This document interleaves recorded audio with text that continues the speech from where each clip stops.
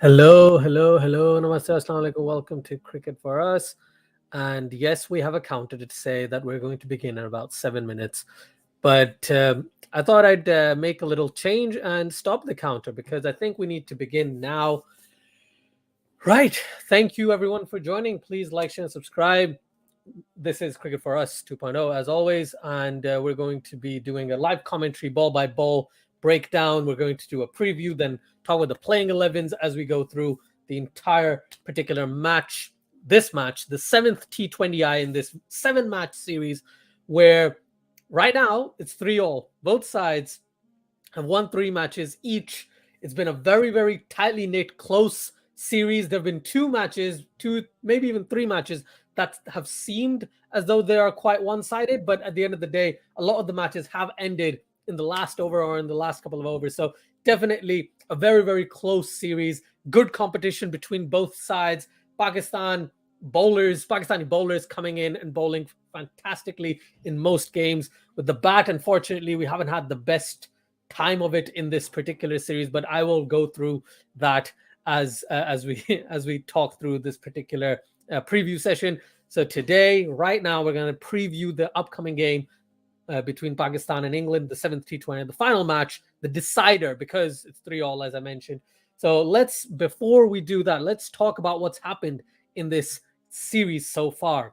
So as you can see on screen right now, we started off in Karachi. So the first 4 matches were in Karachi. The first match decided it all from a mental standpoint. Everyone thought if you win the toss and you bowl first, you're going to win every single match because it's difficult for teams batting first at the moment. On top of that, Pakistan's record as of late, batting first in T20Is, it's not been the greatest. Pakistan have won a lot more chasing over the course of the last 1.5 to 2 years. So logicality and numbers tell you that Pakistan should bat first. They don't score as many runs, and therefore the team opposing them can win the match quite easily. Now, that's what happened in the first game. Pakistan tried their hardest. Again, Babar and Rizwan have been the most consistent batters for Pakistan for quite some time. And Rizwan, who is now the world number 1 in T20Is, and Babar, who's number 3, they're batting really well. They're scoring 80 to 90 runs in the first 10 overs. But then Babar loses his wicket, and that's where things start to take a tumble for the worst, and they only get to 158, and England chased that down again. They chased it down in the last over, but Alex Hales didn't make it look like it was difficult at all. You had Ben Duckett, you have Harry Brook. England has a pretty strong batting lineup. Then we got the second match where England were like, okay, let's try something new. Moeen Ali decides to try something new, and England bat first and score 200 runs. Pakistan's bowlers are taken to the cleaners to an extent. And then Babar and Rizwan come out to open, and all the criticisms about their slow strike rate and all that stuff, they have taken that on board, but they've realized that, we're just going to show people what we can do, but we choose not to do it because we are afraid of losing our wicket. But in this match, they don't lose their wicket. Again, they score about 80 to 90 runs in the first 10 overs, but then go ballistic. Babar Azam exponentially increases his strike rate, and Pakistan win this match by 10 wickets, chase down 200, which is a record-breaking total in T20Is. I think in T20 cricket ever. I don't think any team has ever chased above 180 until Pakistan chased South Africa earlier this year, or was it last year? It was basically since Babar and Rizwan have come into the fold as opening partners. And then they beat their own record by scoring 200 runs, unbeaten. Babar Azam with a fantastic 122 or something. No, that's 122 is the old one. Again, he scores 100. That's all we care about. He scores 100 and plays like an absolute boss. The third match, England come right back and score a monstrous 222. Yes, this score should have been around the 190s. And yes, Pakistan could have chased 190. But again, as soon as Babar went, and then Rizwan tried to steady the ship, Shan Masood was in the side. Shan Masood played a pretty good 60. I think he scored very, very strong 60 or 40, something like that. But no one else could stay with him. So Pakistan lost by a landslide, 63 runs, as you can see there. And then the next 2 matches have been absolute thrillers. You can read it there. Pakistan wins by 3 runs, and then Pakistan wins by 6 runs. That match that Pakistan won by 3 runs, England needed 33. England needed 33 runs of the last 3 overs. Then Mohammad Hassan has the worst over possibly of his career. He was sensational in his first 3, but then at the end, he comes in and gets batted for like 20 odd runs. Demoralized and everything. And then Harishrove bowls the 19th over. Harishrove gets 2 wickets. Pakistan comes back into it. And only 2 runs. I think there was a boundary right at the beginning. Then there were 2 wickets. Then only 1 run of the next 3. And England needs 6 of 7. Hold on. England needs 5 of 6 or 4 of 6. After having to need 5 of 10, then they need 4 of 6. Wasim Jr. first ball, dot ball. Second ball, run out. Shan Masood gets Reece Topley out. Pakistan wins by 3 runs. Didn't expect it. Pakistan's bowling was really, really good. That fielding was quite impressive as well. And the same thing in the next match. 145, the 5th T20I, Pakistan just couldn't get the runs going in that particular match. No one looked good, right? Apart from Rizwan, obviously. But like no one else looked good at the crease.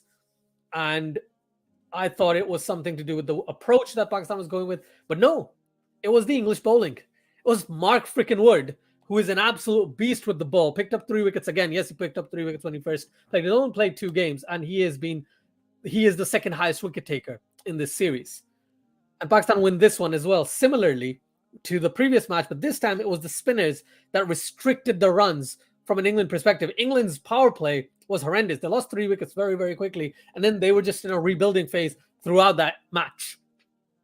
And I thought to myself that, oh, can Pakistan take the 6th match and win it prior to the final? But no, that match, the 6th match, was such a domination from an England perspective.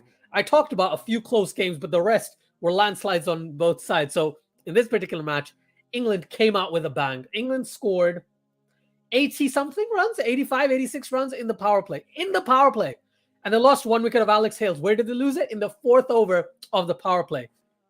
And I must tell you, they lost it in the 4th. I can't even talk. 4th over in the power play. And England were already 50 runs ahead. They scored 50 runs in 3 overs. Then Shadab Khan came, picked up a wicket. Then eventually Shadab Khan came and picked up the 2nd wicket as well. But England were cruising it. And Phil Salt scored 80 out of like 40 and won them the match.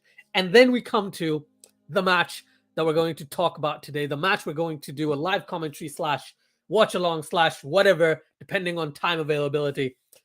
And yeah, this match is going to start in about 45 minutes. Very excited about this because it's the final. It's the final of this very, very important return of England to Pakistan after 17 years T20I series. There's a couple of comments. I'm going to take those before I go ahead. Posh Spice says final. Yes, indeed. Come on, Pakistan. Indeed. Let's hope so. Let's hope Pakistan can pull off a victory today. Pehle says watch live. I'm going to watch live. Yes, indeed. AA meeting, which is also a fan, so thank you for that. Yes, 100%. America says England. Hassan Khan says close enough match today. What's the 11? We don't know what the 11 is, and I'll talk about what I think the 11 is going to be shortly after going quickly through the cricket info preview, but also the fact that Haider Ali was diagnosed with the pandemic. Well, can't call it a pandemic anymore, can we? With COVID-19.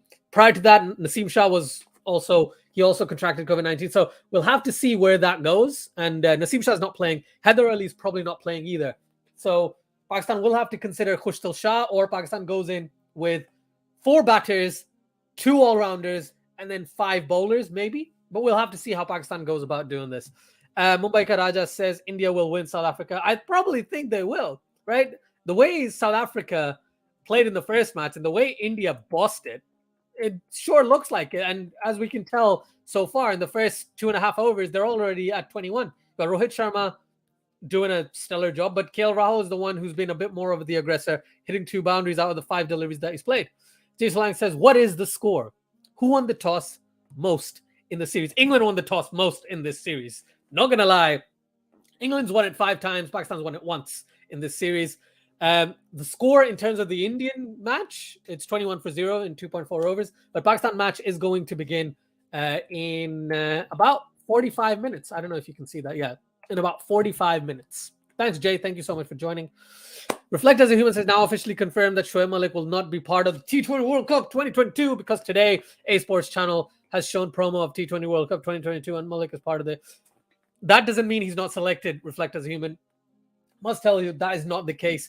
I hope Shoaib Malik doesn't get selected because in Australia he doesn't have a great record. Yes, he can provide experience, but there's no point of him being part of the experience lot if he's not going to do anything with the bat or the ball. Yes, he can still field. Yes, he can still do great things for Pakistan, but not in Australia. In Asia, maybe, but not in Australia. That's why I was surprised Pakistan didn't select him in the Asia Cup this year. He's part of the expert panel. We've seen people be commentators in one game and then leave and then actually play for that particular team on at least 2 occasions that I can think of. So that could still happen, but I think Shoaib Malik not being selected is a logical shout. Reflect as a human says, Asjad's simple equation is that Pakistan should make at least 180 to defend, give big runs to the bowlers to defend. So Pakistan scored 170 in the previous match, approximately, and England won it in a canter because Salt was just absolutely unbelievable. And so was Hales to an extent, but Salt was the main guy. If and only if Pakistan is able to score, or let me rephrase that. If Pakistan bats first and they score 180, the only way they win is if they get a couple of wickets in the power play. And a couple of wickets in the power play, I mean, if Haris Rauf plays, and I mean, if Naseem Shah's not fit, Hasnan might come back. So if Hasnan's in the side, I think Pakistan will have a chance to pick up a couple of early wickets in the power play. But yeah, Pakistan needs to get Salt, Hales out very quickly. Malan hasn't had the best series, but knowing my luck, he's probably going to score today. And then, Brook and Duckett, like all of England's batsmen up until 7 are ruthlessly great. And England might swap a few players because their rotation policy is much better than Pakistan's, and they probably want to try many more things. If Butler plays, that'll be really nice. I don't think Butler is going to play, but if Butler plays, that would be really good from an England standpoint and from just a visual standpoint that Butler, the actual captain of England, is playing today. If that's the case, I will have to change my logo and my thumbnail for this particular match. So we'll see how that goes. But 180 didn't seem like enough in the last game. I think based on the pitch, if it's a similar pitch and the dew is still taking effect, even though dew should be the least amount of dew today based on what the trajectory is showing, and plus it's October and the new rules come in about, a couple of the things about timings and, what do you call it? When you hit the ball in the air and you cross, but it's not a cross anymore because, it doesn't matter. It doesn't matter if you cross or not. The person coming in is going to be on strike unless it's a new over. And then, obviously the other batsman's going to bat.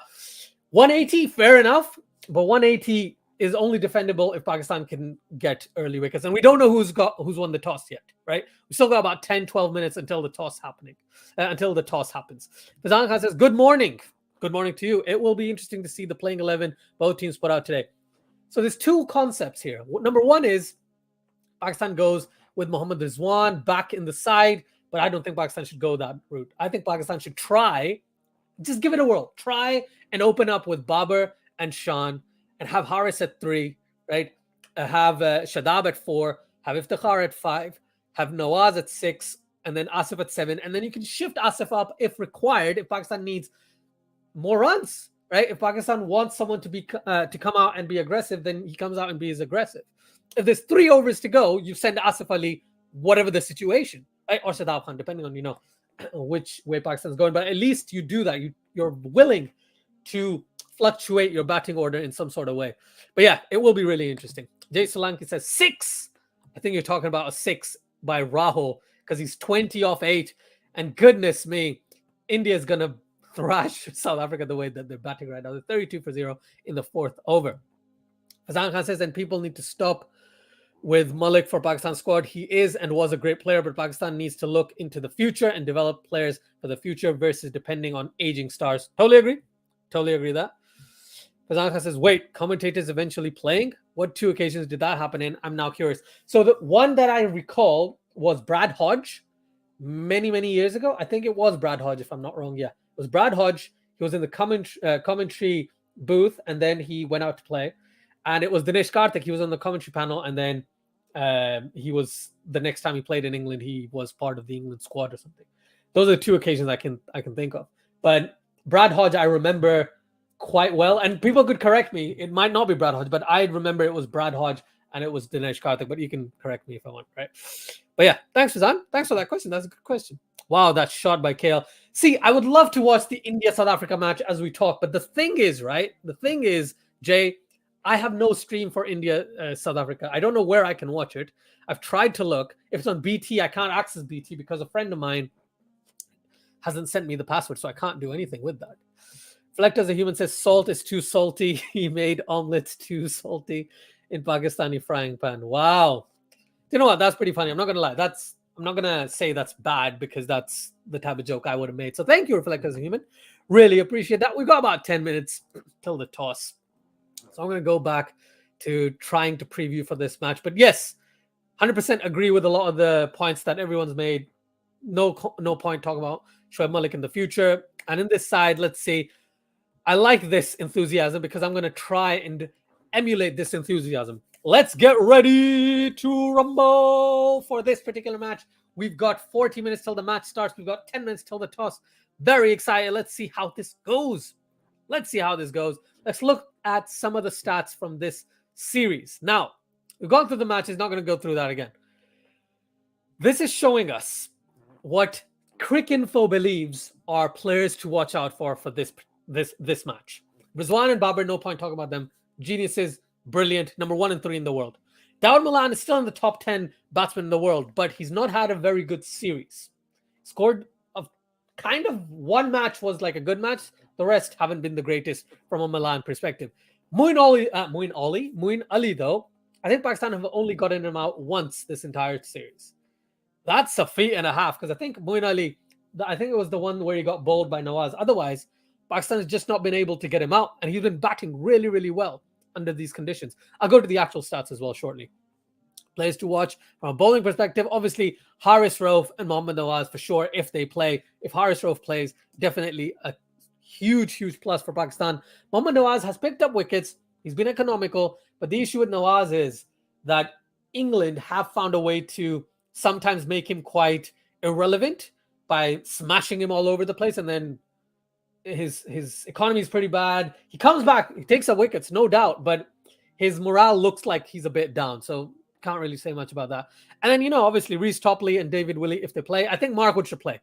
Personally, I think England should go with the Markwood route today because he's been unplayable by Pakistan, from a Pakistani standard. Pakistan have not been able to play against him. So yeah, if I were England, I would play Markwood today because he's been very, very dangerous. Let's look at the top wicket takers and the top run scorers in this series. Obviously, Mohammad Rizwan, the best batsman on show from a Pakistani perspective so far. Mohammad Rizwan and Babar Azam have done a fantastic job. There's Ben Duckett there. I think Harry Brook is number 4 and Salt is number 5 just because of his knock previously. Otherwise, it probably would have been Hales. Ben Duckett and Harry Brook have been consistently performing at a strike rate of 150 plus, right? Pakistan have found it difficult to bowl against both of those guys. Babar Azam, forget the strike rate, forget the average. He is a class player. He's the captain of Pakistan, and he has the ability to bat and bat long. And I would love, whenever Pakistan bats, if it's batting first or batting second, I would love to see Rizwan and Babar form one of their legendary now over the past couple of years, legendary opening stands. If we look at T20Is in general, opening stands wise, they're second only to Rohit Sharma and Shikhar Dhawan, but the number of innings is like 10 or 12 or 15 less than Rohit Sharma and Shikhar Dhawan. So they are a formidable opening duo. If we look at England, Haris Rauf, devastating. Sam Curran's bowled quite well, even at his pace about 80 miles an hour. He's still able to extract bounce from the pitch and get Pakistani batsmen quite stuck. And then you've got Markwood, who's only played 2 games and has looked deadly as anything. So yeah, that's a few of the points I want to touch upon. If I go back to the teams, I must say, from what I hear and from what I can see, let's look at the squad. Sorry. Yeah, from what I can see, I know people might want Rizwan to rest, and I want Rizwan to rest, but I've got a feeling Pakistan might be looking at it as, oh no, we want Rizwan to play, unless they are willing to take the step of opening with Shan Masood with Babar Azam, because I love Mohammad Haris. I love Mohammad, like a lot of these players I'm a huge fan of. I think Mohammad Haris did struggle in that previous game. He had one good shot. I think he had a 6 down the ground. Then he got out soon after. So maybe if he has a bit more of a platform, he's able to extract a lot more while he's batting.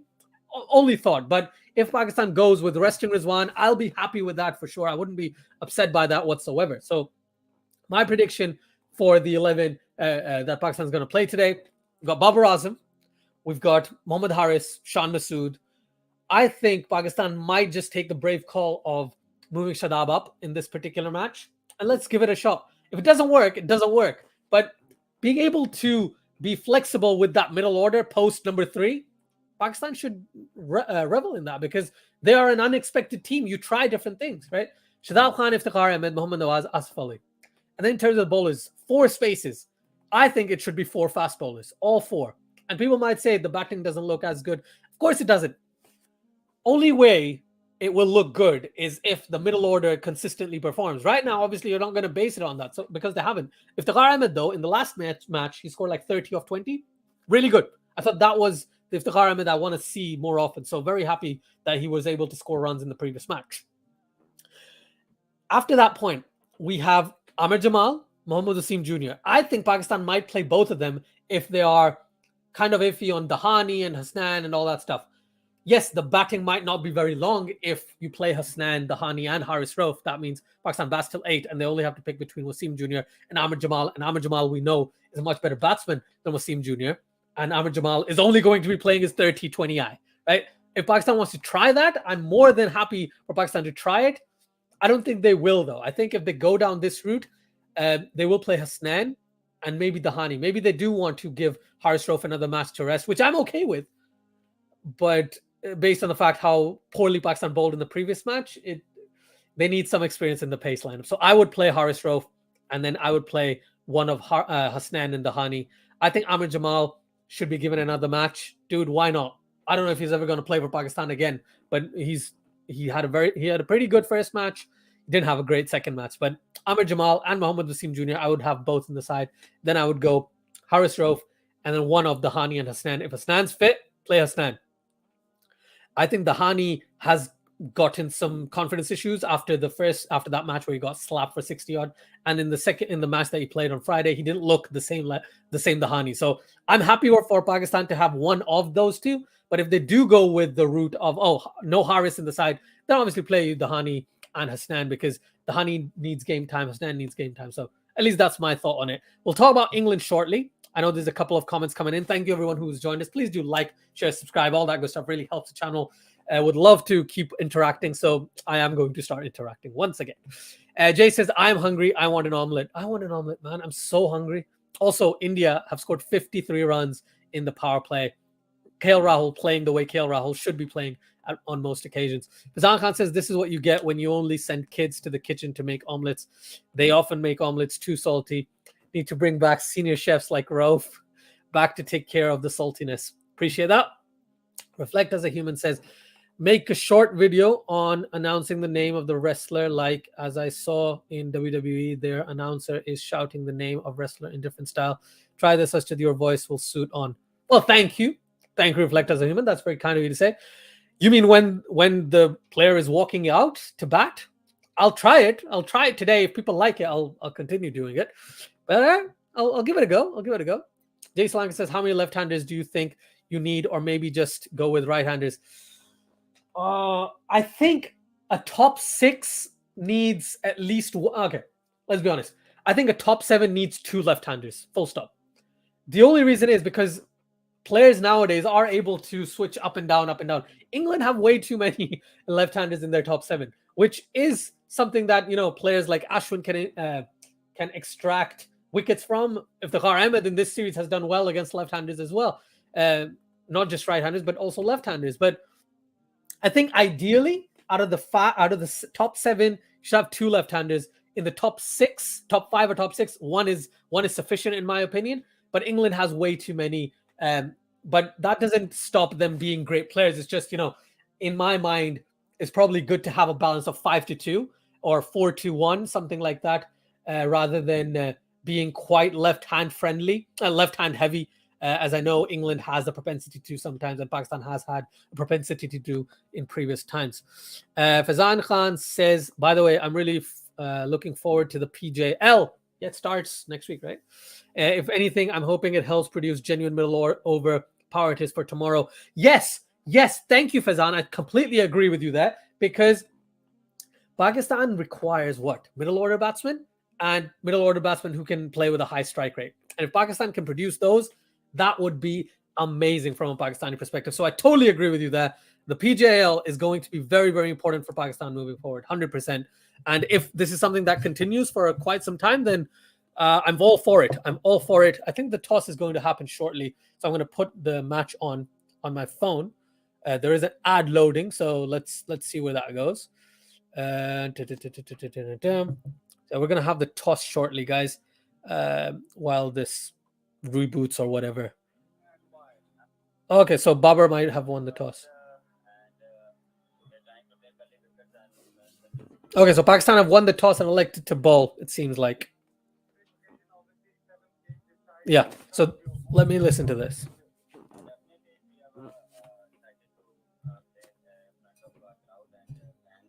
They are waiting for this series, and we're trying to win this series. Team changes? The first change is Haris Heather, unfortunately, is not well. He's not playing. Amal is not playing, and Hani is not playing. Rizwan playing, Fajr playing, and Haris and Ismail. You remembered, I've forgotten, but this series, lots of positives. What are the positives and what are the concerns going into the World Cup? Look, we have a lot of positive things in this series because our bowler is bowling very well, and we are trying to defend combination and different plans. They execute very well, and yes, we have a lot of concern in the middle order, so we are trying to step up and looking forward to the series. Thank you very much and good luck. Awesome.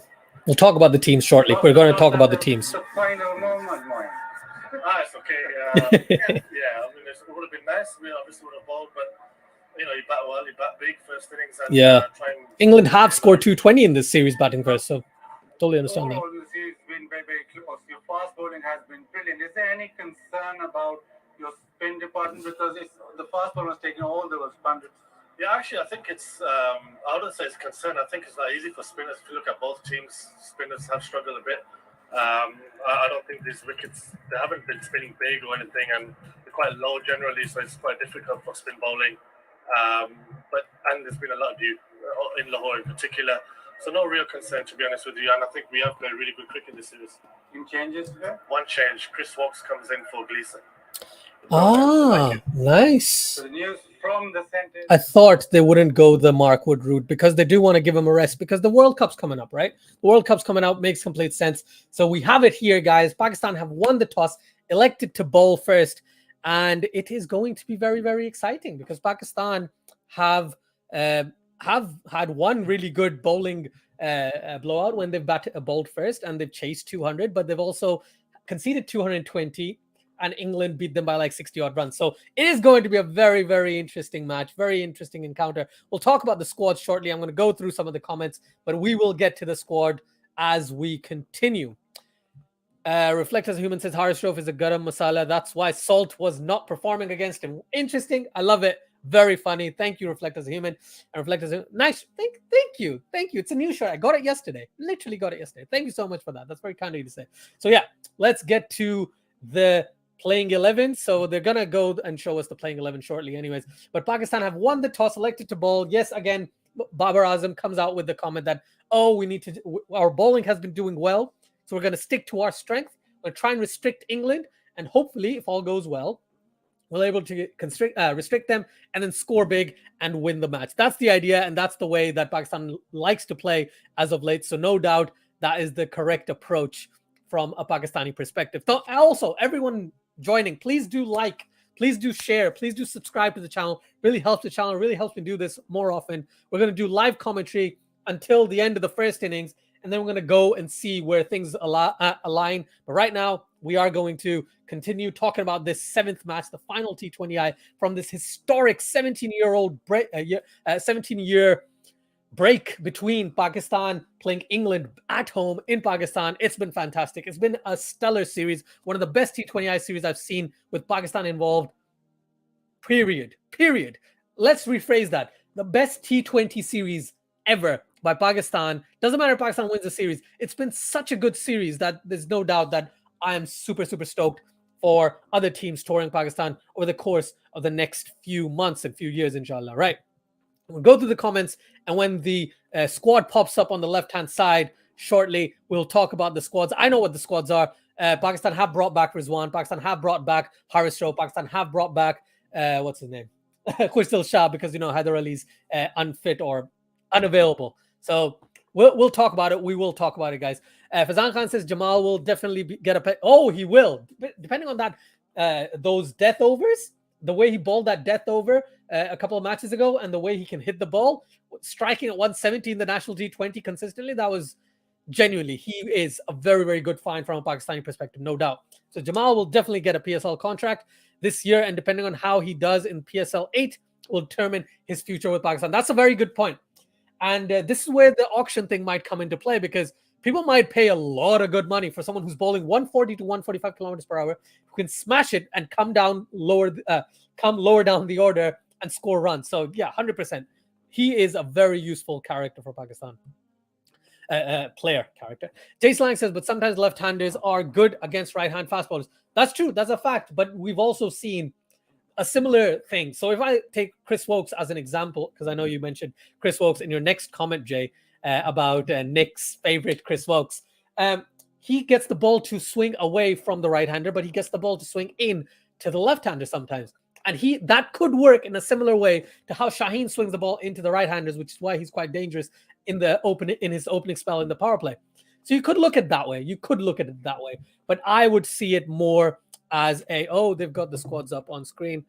I'm going to screenshot that. Right. I'm going to try and put it on screen for you guys shortly, but I don't think I'll be able to. But we'll see on the left-hand side anyway. They're going to come up with playing 11s. But yeah, Chris Wokes is Nick's favorite. You are right about that, Jay.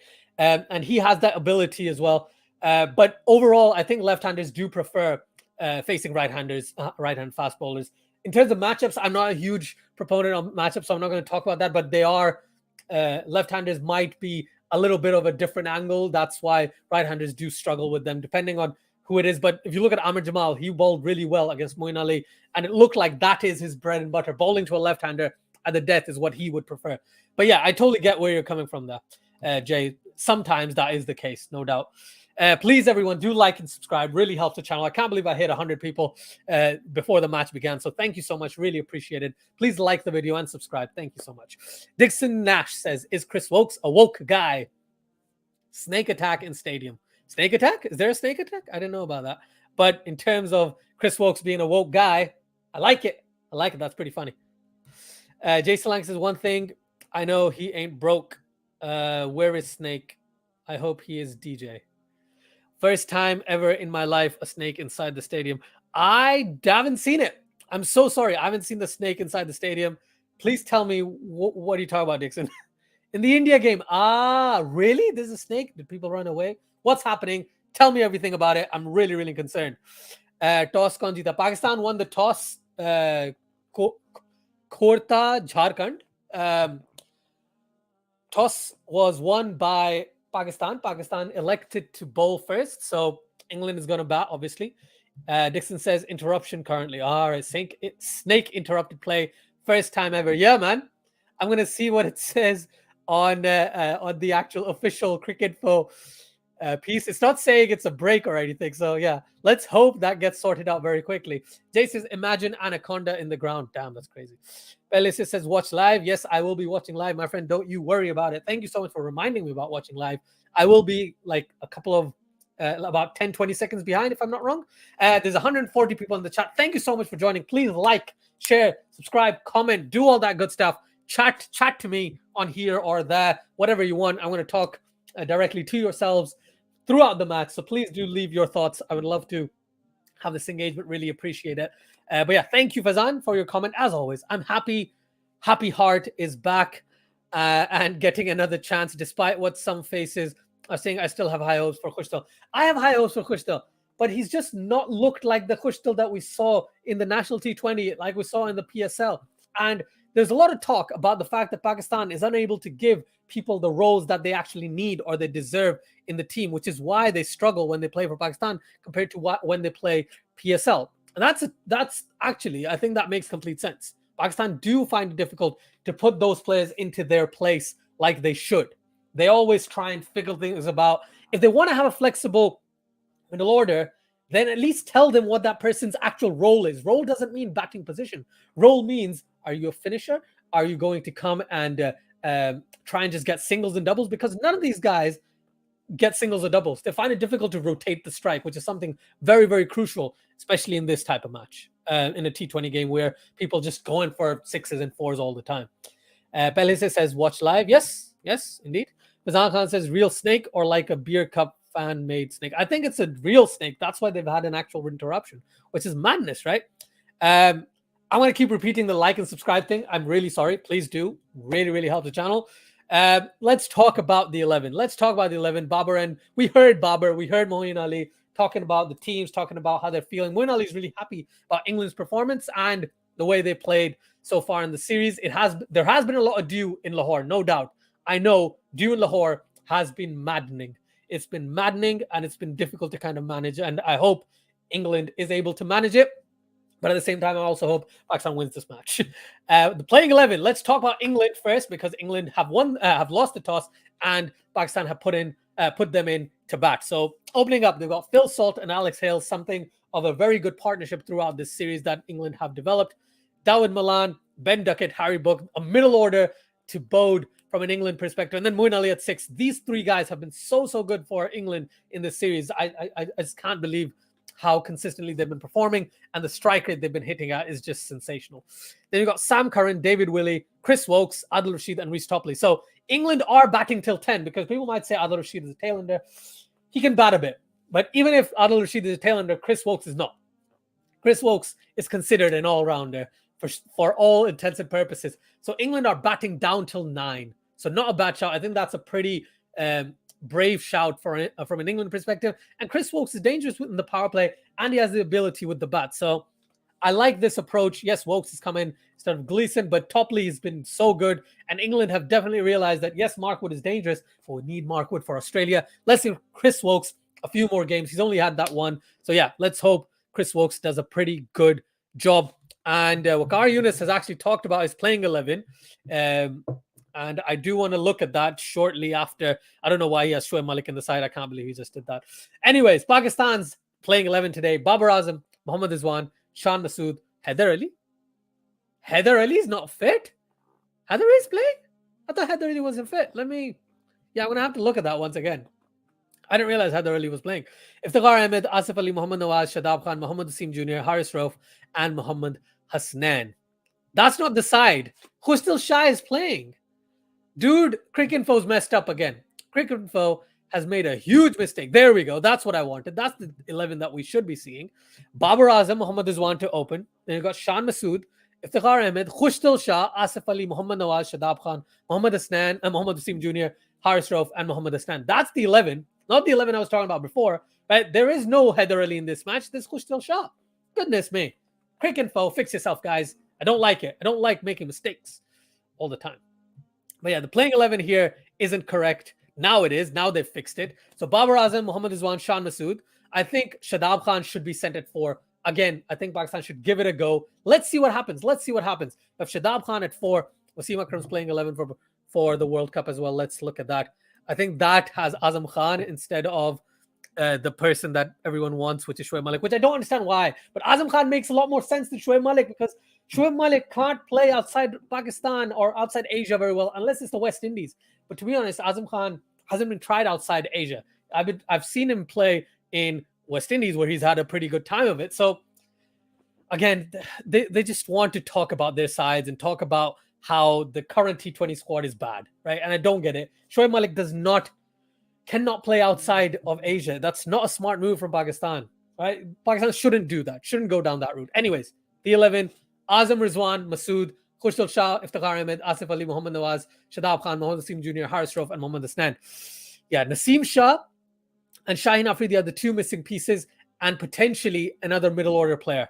Again, we'll have to see how that goes moving forward. But yes, Pakistan is missing those two, but not as much as we would have thought. But it's good that Pakistan have gone back to Hasnan and Haris for this match, because we want to see how Pakistan goes, right? We want to see how Pakistan plays with pretty much their best bowling lineup that they could come up with in this particular series without having Shaheen Afridi, and how good Naseem Shah has been since his debut. Not having Naseem Shah due to due to the COVID thing. So yeah, let's hope everyone recovers, and I really, really hope Pakistan does a pretty good job in restricting England under 170. Under 170 is ideal for me. M. Shakir says, hi. Hello, M. Shakir. Hello. India are 94 for 0. Goodness me, Rohit Sharma and KL Rahul are obliterating the South African attack. Arnrik Nortje been hit for 31 runs in 2 overs. Goodness me. Junaid Ashraf says, when is the match starting? The match will start in about 15 minutes. So go get a coffee, come back, listen to me talk about cricket while the match continues. Really appreciate it. Thank you so much. Please do like and subscribe, guys. I told you I'm going to keep saying it. Really appreciate it. Thank you so much. Fazan Khan says, don't West Indies have a similar issue about role clarity? Yeah, most of the players have well-defined roles in their league teams, but those roles can't at times fit into the West Indies international team requirements. Totally agree with you. Dylan Carson, how you doing, man? Hi, Asjad. Hope you're well. Do you think Butler should have played at least one game, considering he hasn't been in great form? I definitely think he should have been in at least one of the games in this series. I think the way he's looking at it is, I've got pretty much 4 matches or warm-up matches and stuff before the T20 World Cup, and we're going to be playing in Australia, so it makes sense for me to play in Australia and gain some confidence there. I don't agree with that thought process, but yes, if I were England, I would have thought Butler would have played at least one match, ideally this match, to see how things go. Jay Solanki says, Wokes can be decent in the power play. Yeah, definitely can. Dylan says, also, do you prefer Moeen or Butler as captain? I personally prefer Moeen. I'll be honest, I agree with you. I think Moeen Ali as captain of England, one statement, all the political and all that statement, but also the fact he seems to be a more natural leader than someone like Joss Butler for me. They're both quite calm personalities, but I think Moeen Ali just seems like a more natural leader to me personally. Fazan Khan says, refresh. Khushtal will be back. Thank you, Fazan. He did. Babar Azam, my favorite. Jamal Coker says, well, I know Babar Azam is an absolute beast and a genius. Jay Salang says, Ngidi catch drop. Goodness me, India's just running away with that match. Gumnam says, come back, Amir. Mohammad Amir, Imad Wasim have been really, really good, though, in the CPL. But we're not playing in the West Indies. We're playing in Australia, and they might not fit this team's there, fit the Pakistan lineup there quite easily. Plus, on top of that, this talks about them not being team players and all that stuff. And I like the group that Pakistan has at the moment. But if Pakistan needs them and they both want to play, I think Pakistan should try them. Not right now, though. Not until early next year. Leila Ram Chauhan says, B. Well, thank you. Silent Shadow 535 says, Gumnam, we are not selectors. Hamza Rahman says, how are you, sir? I'm well, Hamza. How are you doing? Hope you're doing very well and having a wonderful day. Let's hope Pakistan can do something really cool today. M. Hanif 1235 says, thanks, Doc. No problem at all. M. Shakir says, Pakistan wins. I think you mean wins rather than wine, but yes, I hope Pakistan wins 100%. Really praying for that personally. So yeah, let's hope Pakistan can get a good victory out of today and win the series and go into the tri-series between New Zealand, Bangladesh, and Pakistan with confidence, and then to the T20 World Cup with some confidence as well, because Pakistan definitely needs it. Also, Keshav Maharaj, because he's been the best bowler on show for South Africa so far, he's going at an economy of less than 6, picks up the wicket of Rohit Sharma, caught by Stubbs. So yeah, 100%. India are running away with it, but I think that's just given them a little bit of hope with the wicket of Rohit Sharma, even though KL Rahul has been absolutely hilariously good so far in this match. Dylan says, surprised England didn't pick Wood, considering it's the series decider. I think they want to try him out in Australia when they go later this month, right? Wood needs match practice, but Wood has been so good that they're like, yeah, Wood's looking great. Let's try and see if Chris Wokes can get into some sort of form, which is why I thought Butler would have played today as well, but it is what it is. But yes, surprised, no doubt. It would have been nice to play and nice to see Mark Wood today from an England perspective, but they know that Pakistan can't play him anyways. Obed Shah says, hey, bro. Hey, how you doing? Hope you're well. Thank you so much for the comment. Fazan says, I have a feeling South Africa might become the next West Indies in T20s. I think you mentioned this before, didn't you, as well? Amazing individual players to contribute to leagues all over, but can't seem to put a winning T20 national team. It's annoying, though, isn't it? Because they're so good, and they've been so good for so long, but they haven't won any titles. West Indies have won titles, which is why they are so lauded all around the world. But with South Africa, they have produced really, really good players, but they haven't been able to gel as well as the West Indies has on certain occasions, unfortunately. I hope not, though. South Africa is a team that I really, really like. Emily says, video call, stay home. Well, thank you very much. Jay says, South Africa can be good on Australian pitches. They have been very good on Australian pitches. But that being said, if you come out of a series like this and get hammered, it's really hard to have confidence, right? On the back of that. MD Noor Kamal says, Inshallah, Pakistan wins. I hope so as well. Yaqub Avan says, Pakistan Zindabad indeed. Thank you so much for your comment. Thank you so much for joining. Please, everyone, if you do like the content and if you want to hang out and talk about cricket, please do like, share, subscribe. Subscribe really helps the channel. We're going to go through and talk about this match. We're going to continue on, at least in the first innings. I'm going to talk about the entire first innings. It's been a while since I've done a full innings commentary session, so let's hope that goes well. But yeah, thank you so much for joining. England have, and it does, yeah, I was going to mention that England has won the toss 5 out of 7 times in this series, but they've only won 3 times in terms of the match. This match will be a decider for both teams, because toss shouldn't be the be-all and end-all. We've seen that, and I'm glad we've seen results where the toss hasn't mattered as much. Dew has come into play in this series, especially since they got to Lahore in the 5th and the 6th match. But England have found a way to disregard it, and Pakistan found a way to discard it in the first match in Lahore, which is the 5th T20I as well. The stands are filling up from what I hear, so that's good news. That's very, very good news. There we go. Fazan Khan says, South Africa in T20s are like England in football. Amazing players, 0 titles. Wait. England won the FIFA World Cup, like the Football World Cup in 1966. That is something they will never let you forget in England. So just thought I'd let you know. Fazan.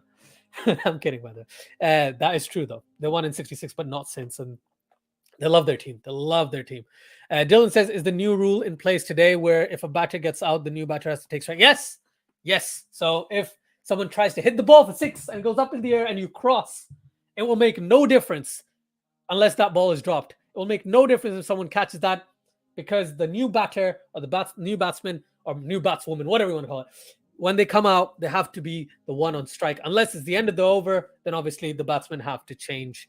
The strikers change, basically. So yes, Dylan, today is the last match of the series, and the first match with India and with Pakistan, both playing the first match with the new rules today. Inshallah, Pakistan wins, says Obed. Yeah, I hope so as well. Jay says, any interviews incoming? Maybe Jared Kimber. Dude, I've contacted Jared Kimber so many times. I haven't contacted him in a year, though, but I will try and contact him again. He's not a big fan of me for some reason. I don't understand. Maybe it's the way I talk. Maybe, I don't know. I don't know the reason. Maybe my questions aren't probing enough for him to take an interest. Nothing against him. His prerogative, do whatever he wants. He is a very, very smart cricket analyst. Absolutely love him. I use a lot of his content in terms of the quality of what he produces. But I've tried. He hasn't wanted to come on yet. Inshallah, one day he does. One day he does want to join, and that would be really cool. Yaqub says, will Pakistan win today? I hope so, Yaqub. I really hope so. Fazan Khan says, let's hope today the toss is the be-all and end-all. Love it. Ubaid also says, Angrez ke bache insan ban. Me? Or just Angrez in general? Oh, that's just uncalled for, my friend. That's just uncalled for. Really sorry. I don't like putting users in timeout, but, if you're going to swear at me, then, it's not very kind of you to do. I took your comment, and I'm talking to you like a human being. You can't swear at me. Like, you can, but it's not nice. Don't appreciate it too much. But it's fine. Go for it, man. Do whatever you want. Anyways, that lightened the mood, didn't it? So we talked about playing 11. The match is going to start in 5 minutes. From what I hear, the toss, the pitch is pretty much the same as the previous one. We are going to see 4 changes for Pakistan. So Pakistan will be going with a stronger side. England have not gone with their strongest side. Pakistan, based on the resources they have and injuries and COVIDs and all that stuff, Pakistan have gone with the best side they possibly could. So, I think Pakistan are looking at this as a very, very important facet of this particular series and the confidence moving forward. From an England perspective, they're just trying players out, and they want to bring their players who have been out due to injury or due to whatever for a while to bring them back up to speed and into some sort of form. And that would be really, really good from a Pakistani perspective. Looking at the 11 for Pakistan again, I just want to ask the people in the chat, and if you want to talk about this, would love to go deeper into this. Who is Pakistan's number 4? I know I talk about flexible batting order, but ideally, I would say Pakistan goes with Shadab Khan in the middle order at number 4. And then if you need to change things, you change things. But is this an option? Is Shadab Khan a genuine option at number 4? Because he's been doing it for Islamabad United for a couple of years. There's a really good piece by Caught Behind Rashid Latif and Dr. Numan Niaz a couple of days ago about the Pakistani middle order, or the truth about the middle order, where Shadab Khan in the PSL has been so good over the past 3 years. He only played one game a couple of years ago, but he has been so consistently good in the at number 4 with a really good strike rate and a pretty decent average. Not too concerned about the average because he had a lot of not outs, but he has been really, really good, right? Maybe actually he only had like 3 not outs, not gonna lie, out of the 7 or out of the 10 matches or something. But that being said, Pakistan needs to know who Shadab Khan, who Pakistan's number 4 is. And Dylan kindly obliges and says Shadab Khan or Nawaz. I think with Nawaz, the issue is he will take more time unless he has been told, whoa, no way. I had no idea Babar Azam, the 4th highest T20I run getter. You have Rohit Sharma with 3,694. You have Virat Kohli with 3,663. He might become number 1 today, Virat Kohli, if he scores runs today, because Rohit is out. Martin Guptill with 3,497. Babar Azam is number 4 with 3,035. I hope Babar Azam gets 100 today. He won't. But I hope I hope Babar Azam has a really good match today because he's in the top 5. I had no idea he was in the top 5. I knew he was in the top 10. I just didn't know he was in the top 5. That's outstanding. That's amazing. Great job, Babar Azam. Kudos to you, my friend. With Nawaz, the issue is he takes more time than Shadab Khan. He only plays the super aggressive way when he bats it, like unless it's number 1, he starts off against spin, and number 2, where pace is coming onto the bat. And when it isn't, he finds it very difficult to just take singles and doubles. We saw how bad he ran that one match a couple of nights ago. So yeah, that's my take at least. But Shadab Khan to me seems like a better option at number 4, especially if Pakistan is going with Shan at number 3. Then you have a lefty, you have an opening combination of right-handers, then a lefty, then a right-hander, then a right-hander, and then a lefty. Like that is something Pakistan could potentially look at. Asif can be, he can be number 4. But we've noticed with Asif Ali, when he comes up in the first 10 overs or something, he just doesn't play the same way. Even if he wants to, his mind just doesn't allow him to, I think, because he just doesn't. And I've seen it in the PSL. I've seen it for Pakistan. He only plays really, really well when he comes in near the death. When he comes in at the death.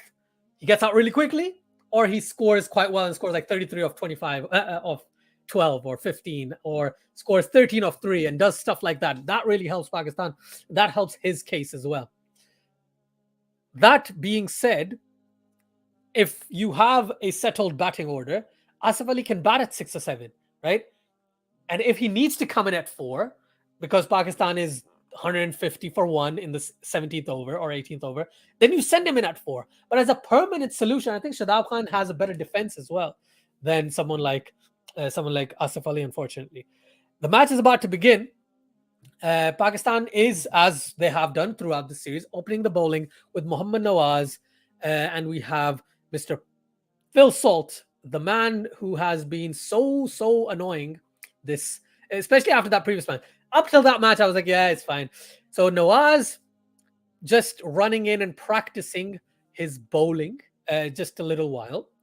And Phil Salt is going to be on strike. Then Alex Hill's on the non-strikers end. We're going to get to the start of the match shortly. And yeah, if you guys are interested in when the match begins, like I said, in 1 minute, all being said, in 1 minute, Pakistan will start the match with Nawaz bowling from the FC College end. I forgot the name of the college. It's some English name. I forgot. I actually knew this till like 3 days ago. And I Googled it again. And I was like, oh, I know this. But basically, the FC College end, really popular. I think it's, what do you call it? It's a covenant thing. It's a Oh, I forgot what it's called. I forgot what the call is called. Sorry, guys. Thank you so much for joining. Please like and subscribe. The match is about to begin. Nawaz is going around the wicket to Phil Salt. Phil Salt just getting ready to bat. Mohammad Nawaz, prime and ready on his mark. First ball. It pitches on middle. It pitches on off and doesn't spin much and goes down the ground. Misfield by mid-on running around and well fielded by the long off fielder. And 2 runs to England, 2 runs to Salt, and he gets off the mark. England are 2 for 0 after the first ball. Dylan says, who do you think should be in the starting 11 for England in the World Cup? Ooh, that's a good question. That's a very good question. I'll tell you this. In terms of the team England has right now, I wouldn't have Phil Salt in the team. I would bring in Joss Butler. Johnny Bairstow is unavailable. But if he was, obviously, then I'd... Oh, a beautiful cut shot backward of point by Phil Salt. Missed by both the fielders, and that runs away for a boundary. First boundary of the match already in the first over, on the second ball of the first over. Dylan, if I'm being perfectly honest, also KL Rahul got out in the other match. If I'm being perfectly honest, I would go Butler, I would go Hales. I would still go Milan. I would go Ben Stokes at 4. Brook at 5, Moeen Ali at 6. And then I'm actually considering, depending on the approach England wants to go with, if England is going to go with the approach that they've gone in this series, you play one of Sam Curran or David Willey. I would never play both of them for England. I think David Willey might not actually be in the squad. So what I'm going to do is, while we're talking about this, I'm going to quickly check England's squad for the T20 World Cup, because if I've got some players wrong, then I don't want to give you my wrong opinion. I want to give you the opinion I actually hold. So you got Butler at the top. You got Hales with him. I think Butler and Hales at the top make complete sense. Then you've got Nawaz to Hales. Hales plays that to mid-on. And a slight misfield by Babar, but that's all good. And that is 1 more run in the over. So that's 8 for 0 after a few deliveries and 1 ball remaining in this particular over, and 2 balls remaining. Sorry. Alex Hales, as always, just likes to take a bit more time. I'm glad he does. As a Pakistan fan. I'm glad he does. Phil Salt on strike. Nawaz to bowl the 5th ball of the over. It pitches on middle and leg, and he actually dismantles that. Literally, Phil Salt scoops it over mid-on for another boundary. 2 4s in the over. That's what I said. England have found a way against Mohammad Nawaz in this series. He does go for runs, and he has been going for runs for a while in this particular series. Yes, he comes back quite strong, but is that worth the risk of always opening out with Mohammad Nawaz? I wouldn't say so. I'd say Pakistan has missed a trick here. Could have gone with Hasnan and Wasim to open the bowling. Anyways, Nawaz, last ball of the over. This time, the ball pitches on middle and leg once again, but it's a bit shorter. Hits the outside edge of Salt, loops up, but falls in no man's land. A single to end the first over. England are 13 for 0, and England have finished the first over. 19 overs of this innings remaining. Nawaz, not the best over from a Pakistani perspective whatsoever. 2 boundaries hit in that over, and Salt seems to have carried on his form from that previous match, because he has not gotten out yet, if we consider the previous match as well. I think for England, after Butler and Hales and Milan, I would go, I think I said this before, I would go Stokes, then Brook, then Moeen Ali. Now, this is where another question comes up. Do we play Livingston? And if they do play Livingston, then England have possibly got 3 spinning options. So I play Liam Livingston and Moeen Ali, and then Adil Rashid as the other spinner. That means Livingston at 7. Again, the batting order can scoot over and do whatever it wants. These are just the players that I'm talking about the 11. And then you've got Chris Jordan. Again, I'm just confirming. So they've got Chris Jordan, they've got Chris Wokes, and they've got Mark Wood and Reece Topley. I think that kind of works. But not exactly of what I want, right? Chris Wokes, a first ball by Mohammad Hasnan on the pads of Phil Salt, and he smashes it through deep mid-wicket for another boundary. 4 more to England. Wow. Right, back to the actual question. Dylan, I'm sorry for taking so long, but I'm going to tell you this. Butler, Hales. We have Milan. We have Stokes, Brook, and then Moeen Ali, Liam Livingston, whichever one you want. I would go Chris Jordan rather than Chris Wokes, personally. And then you go with Adil Rashid, Reece Topley, and Mark Wood. That's what I would do. But if England don't want to go down the Mark Wood route in every single match, Mohammad Hassan wants to review. It's a ball that he balled a shorter delivery outside off, and Phil Salt went for it. Hassan is appealing like crazy. Rizwan doesn't seem convinced, but are they going to go for it? Is Babar convinced? Nope. No one is convinced. It's not a review. That's fine. No problem. So that's my 11 for England in the T20 World Cup. I would play Topley. I would play Wood. I would play Chris Jordan. I think Chris Wokes is a beast, but I wouldn't play Chris Wokes. Not going to lie. I'm not going to play Chris Wokes, even though England really, really want to play Chris Wokes. Dr. Jihan, how you doing, man? Pakistan looks the team most able to defend scores, barring the last game. Thoughts? I would love to agree with you. I think Pakistan has that ability, but they are, again, still one of the most inconsistent sides. I think Pakistan prefers to defend, obviously, above 150, but they're not the most able. I think in certain situations, I've seen India do the same, especially now that Bumrah's out. I think India is going to be a difficult side to defend scores under 160 anymore. But I think Pakistan is one of them. Personally, I would go India is the second. And with the ability that Sri Lanka showed in this year's Asia Cup, I thought Sri Lanka was absolutely stellar. Yes, they're all three are Asian sides. But if I were to go out of Asia, I think Australia is pretty good. I wouldn't say England. I would say Australia is much better defending lower totals than England is at this stage. Thank you, Jihan. That's a very good point. Very good question. Thank you for that. Ahmed Khan says Pakistan's Zindabad. Thank you. Yes, I agree with you. I agree with you there. I hope so. It's been a really, really scary time for me. So if Pakistan does keep performing the way that they have, it's scary because you know they're gonna have a bad game sooner or later. And that's really scary.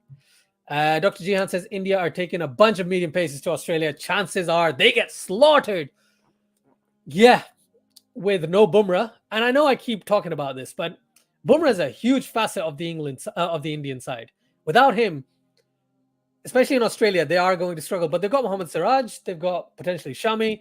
I don't know how those guys would fare in Australian conditions, especially in the T20 landscape. I know how they might do in Test, but not in the T20 landscape, especially with Harshit Patel, Deepak Chahar is reserve. But Harshit Patel, Bhuvaneshwar Kumar, Arshdeep Singh, there are not pace bowlers. There are medium fast bowlers, maybe fast medium if you want to stretch it to that point.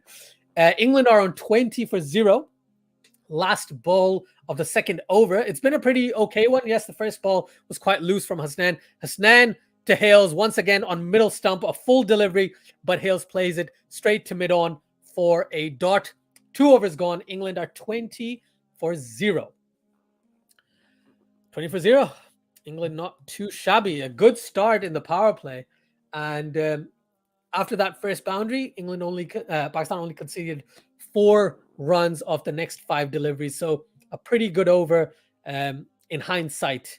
Like I said, I think Pakistan shouldn't always go with the Nawaz or left arm spinner and someone else ploy. Sometimes, especially when Shaheen is back, Pakistan does need to go down. Shaheen opens, bowls the first over, and then you have a pacer, and then you could consider Nawaz as an option, or Nawaz bowls the second over. First over, I think Shaheen should bowl the first over once he's back in the Pakistani thick of things. Wasim Jr.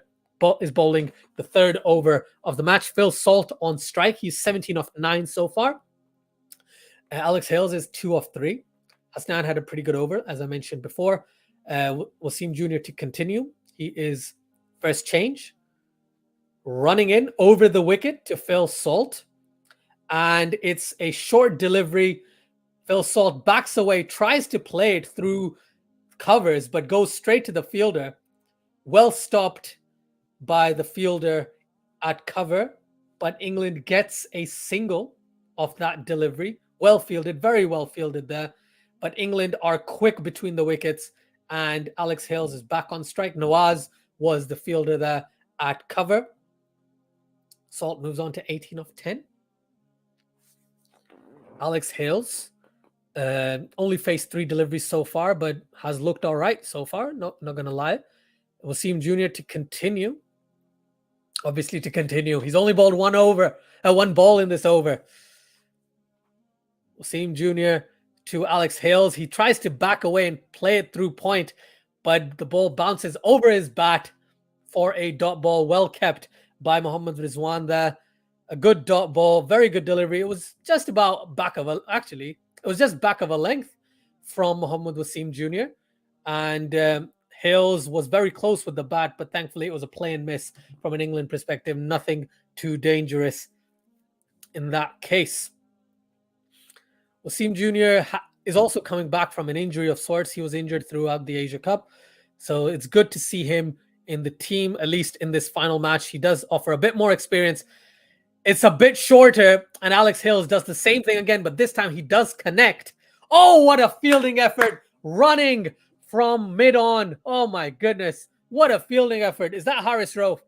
That is Haris Rauf. Brilliant fielding effort at the boundary. Alex Hales pummels it down past mid-off, and the ball was running away to the boundary. And Haris Rauf, I think he was running from long on, runs around and stops it with a dive and a half. He stops it one-handed and dive over the boundary cushions and definitely saved a 4 there. He's definitely saved a 4. He's safe. He is safe. And Babar Azam running down, throws the ball back into the playing circle, and we're a go. Only 2 runs off that delivery. Wasim Jr. once again. Good length delivery outside off. Very well timed by Alex Hales. Just away from the short third man fielder, and that's a boundary. First boundary for Alex Hales. And a beautifully timed shot. Very well guided. I think that's what you call finesse there. And Wasim was a bit too wide. I know what he was going for. That was too wide off stump. And England get another boundary. 7 runs off the over so far. Alex Hales moves on to 8. England are 27 for 0. 2 balls remaining. This time on the pads, and Alex Hales just flicks it over deep mid-wicket for another boundary. 4 more to Alex Hales and to England. Goodness me. Alex Hales even positioned himself right in the middle of the crease because he knew that Wasim was going to try and bowl the ball into his pads because he's seen him. He's played with him in Islamabad United. He knows how he thinks. And with a slightly wider stance, Alex Hales flicks it through mid-wicket for another boundary. 4 more to Alex Hales and to England. He moves on to 12 of 7.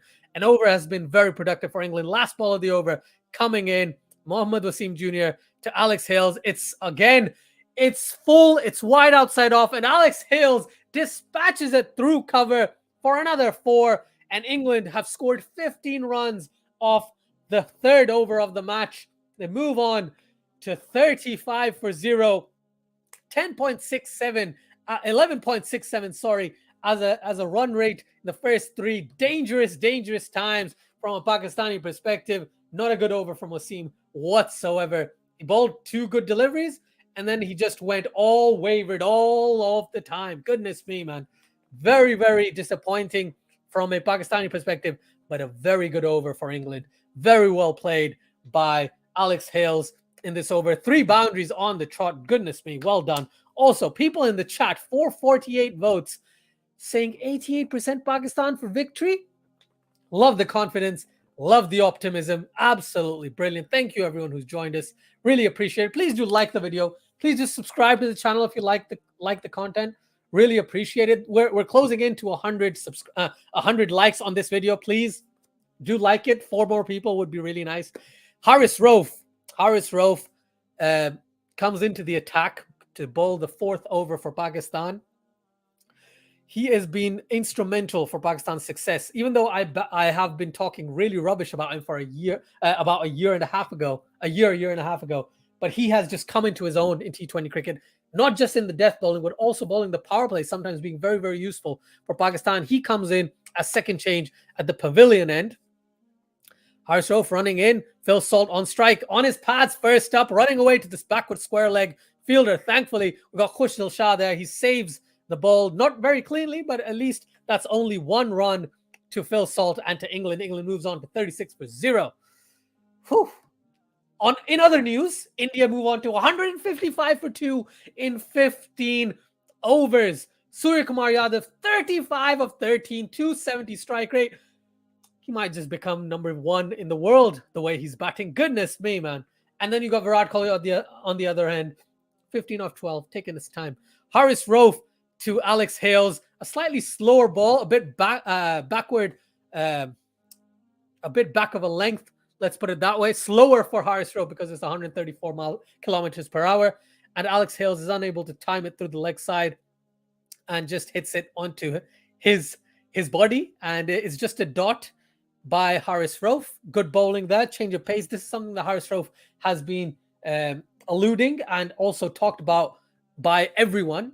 Haris Rauf's change of pace and variety has been very, very important for Pakistan and for Haris Rauf's success over the course of the last couple of years. So he has done a pretty good job of it for Pakistan, and he uses his variations very well in the power play. Haris Rauf to Alex Hales. Alex Hales moves away from the wickets, tries to play it through the offside, but Haris Rauf follows him and he misses it. Again, a play and miss twice. A play and miss again, from Alex Hales. Haris Rauf saw exactly what Hales was doing, and another dot ball. Slower delivery. He followed the batsman, and Haris Rauf using all his brains for that particular delivery. Another dot ball. Good bowling there from Haris Rauf. Alex Hales, 16 off 10 so far. Alex Hales moves across the line and just times it to mid-wicket for a single. England move on to 37-0. Alex Hales on to 17 off 11. And Haris Rauf, out of the 4 deliveries he's bowled in this particular over, the first one went for 4. The first ball was a quick delivery. The other 3 have been slower balls. So good job from Haris Rauf so far in this particular over. Phil Salt is back on strike. He faced the first ball of the over, but since then it had been Alex Hales.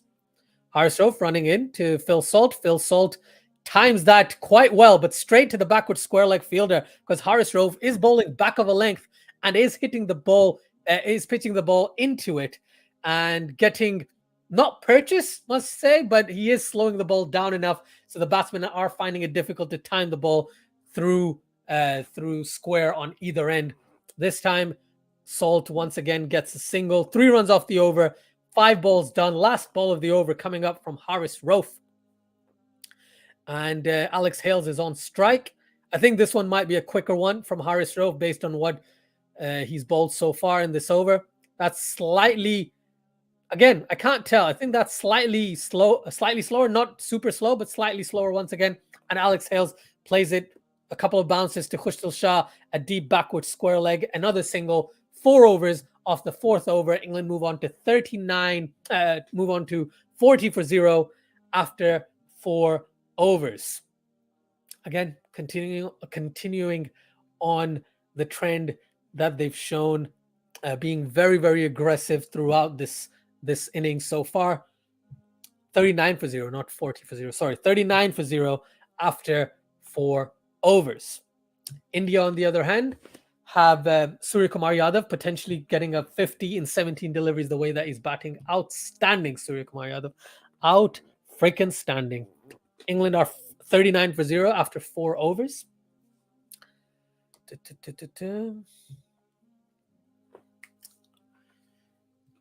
Mohammad Hasnan to continue. Out! Yes! Mohammad Hasnan. It's full. It's straight. Actually, it's a good length delivery. It's straight. Alex Hales wanting to just play the same shot he's been playing throughout this match. Moves across the line and tries to play it through backward square leg. And it's been given. It was plumb in front. It was hitting off. It was hitting off. It's been given out. Let's see. Yeah, I don't think Alex not reviewing it. Good decision. Don't waste a review. Good delivery. Actually, do you know what? That's not hitting off. That's hitting top of middle and leg. That's hitting top of middle and leg. Alex Hales is gone. Pakistan gets their first wicket. That's what I was talking about. Hasnan has the ability to pick up wickets in the power play. England lose their first 39 for 1. Next in, possibly Dawud Malan. But I will say Dawud Malan properly because I know someone requested this reflect as a human requested. I try and do it like a wrestling thing, like an announcer. So I'll try and do that once I see Dawud Malan at the crease. Fazan Khan says Wasim doesn't look the same since his return. Do you think he's still getting back to how good he was, or the extra responsibility with Shaheen missing is too much for him as he's coming back himself? I think it's the latter. Without Shaheen, it is difficult to like stay up afloat. I think after the injury, they said he recovered quite quickly. So in my head, I think Wasim is fit enough to play. It's just he's got a lot more responsibility, which is why he's just not looked the same. Also, coming into this particular striker's end, it's Dawud Malan. Yeah, that's the thing I'm going to start doing. And if people like it, I'm going to continue in this match. If they don't like it, then I'm going to stop after this match. Dawud Malan on strike. Hasnan gets the breakthrough that Pakistan needed. And yeah, Dawud Malan, he hasn't had a good series. He's been quite the slow factor in this particular series from an England perspective. But he is on strike, the left-hander, former world #1 in T20 eyes. Let's see how he gets on in this match. Hasnan, first ball for Dawud Malan. Hasnan has got a slip in, and it's a beautiful delivery, back of a length on middle and leg, just moving slightly away from Malan. Malan plays it to cover for a dot, and it's good going by Babar there, getting that wide slip in. So we force a bit more of an attacking feel. So that's very smart. Again, showing the Hawkeye for Alex Hales' wicket. It was smashing the top end of middle stump. And yeah, LBW for sure, my friend. LBW for sure. KFC will be donating for every wicket. They will be donating 50,000 rupees for the flood relief efforts. Please, everyone watching, please do check out the, what do you call it? Al-Khidmat or Islamic Relief or anything. They've got the charity sorted out, or Eid or anything you want. Genuinely. Oh my God, is that going to be run out? Salt is almost halfway through. Salt is basically at the striker's end, and he just went for it. And it's been given as run out. Dawud Malan, there was a beautiful delivery on his pads, though, didn't connect it, and went straight to the short fine leg fielder. Salt was not halfway. It was pretty much at the striker's end, and then he had to turn back. He was the one in form. Salt was the guy in form. Terrible running. And it was Salt's call. Malan should have just run. Oh my goodness, Salt. Oh my goodness me. Salt is run out by quite a margin. Good throw by Shadab Khan. A short fine leg. And it's actually a direct hit. That didn't even have to collect it. Direct hit. Salt goes for a very, very well made 20 of 12. And he is not too happy. He's not happy. England's not happy. England lose their second wicket. Beautiful throw from Shadab Khan. Fazan Khan says you need to pre-record these entrances and play them when a player walks in. Do that at least for the Pakistani players for the World Cup. Well, okay. Fazan, that's a good idea. Do you think I should? The only issue with that is I will have to pick up their. Yeah, okay. I'll record the names. I'll try and get their image up, but then I have to get as many images as I possibly can, and I will have to know beforehand who's going to play, which is going to be difficult. So I'll just do it for all the Pakistani players and then do something like that. And that's a good idea. That's a really good idea, Fazan. I probably will. But also, in the English corner, Ben Duckett comes in at the non-striker's end. Phil Salt, unlucky. He looked good. Phil Salt looked really good. I would have to give all the blame to Dawud Malan there. It was Phil Salt's call. Salt was pretty much at the striker's end. Hasnan, a beautiful Yorker, but it's just slightly down leg side and given as wide. Malan has not looked comfortable against Hasnan's pace or swing that's been swinging into him. But Hasnan has bowled pretty well in this over so far. Yes, that was a wide, but I know what he's trying to do. He's trying to bowl the ball. He's trying to pitch the ball close and make it swing into the left-hander. Yeah, Dawud Malan should have gone. He should not have looked back. He should have just gone. It was Shadab Khan. It was Phil Salt's call. He literally ran 2 lengths of a pitch. He ran 2 in the time Dawud Malan couldn't even run another one. And that time, Hasnan goes wide outside off. This time, it's not full enough. And Malan connects backward a point. That's another boundary for England. 4 more. And this is the way that Malan wanted to get off strike. Good shot. No footwork, though. No footwork whatsoever. But it's a half volley, for lack of a better term. Hasnan missed his line and missed his length. And Malan capitalized on top of that. Backward a point. Boundary to Malan. Azan Khan says, have you seen Gorilla Cricket's live streams? They do stream for England games, and they have jingles for every England player recorded. Watch them when you get a chance for ideas.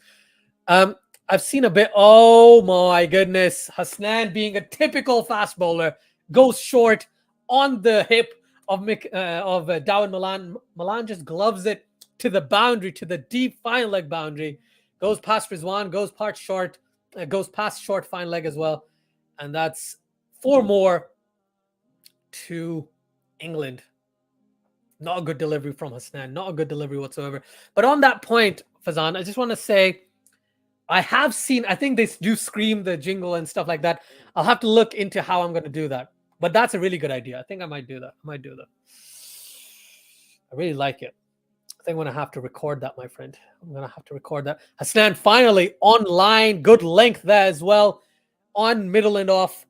Seaming the ball just slightly into Dawud Malan. And Malan just solid defense back to the bowler. It was a good over until the 2 boundaries. But from an England perspective, they lost a wicket, but they got 2 fours to kind of keep the run rate as close to 10 as possible in the power play. England 48 for 2 after 5 overs. Malan 8 of 5. Ben Duckett to face the first delivery in the next over. Also, let's talk about Suryakumar Yadav, who is now 55 of 19. Freaking hell, man. I shouldn't be saying that. Freaking heck, man. Suryakumar Yadav is going ballistic. 55 of 19. India are 194 for 2 in 17 overs. Virat Kohli is 33 of 19. Yeah. India's going to get like 250, 220 at least, the way they're batting. Ben Duckett on strike. Haris Rauf to continue. This is interesting. You don't see this tactic by Pakistan all the time. Haris Rauf bowling 2 in the power play. But this is very interesting. Very, very interesting. Haris Rauf to bowl the 6th over. The last over of the power play. It's about middle leg. Dawud Malan just forgot how to run today. He's just running for no apparent reason. Goodness me. That was a good delivery to Ben Duckett. Duckett plays it through mid-wicket, but straight to the fielder. Dot to start things off. Raj Rohit says, hello, hello, hello, Raj. Thank you so much for joining. I'm in a happy mood today. Can you tell? Yes, I can. Yes, I can, Raj. Because Suryakumar Yadav and Virat Kohli and even KL Rahul, sensational. Even Rohit Sharma to an extent. India's just had a great batting day, haven't they? Oh, my goodness. But yes, Fazan, back to your point. I will look at their streams. I have seen them a bit. Just a smidge. Just a smidge. Shorter delivery from Haris Rauf, and Duckett plays it through through mid-wicket for 2 runs, and he gets off the mark.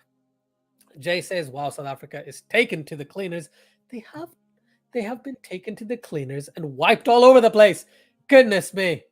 Wayne Parnell, 4 overs for 54 runs.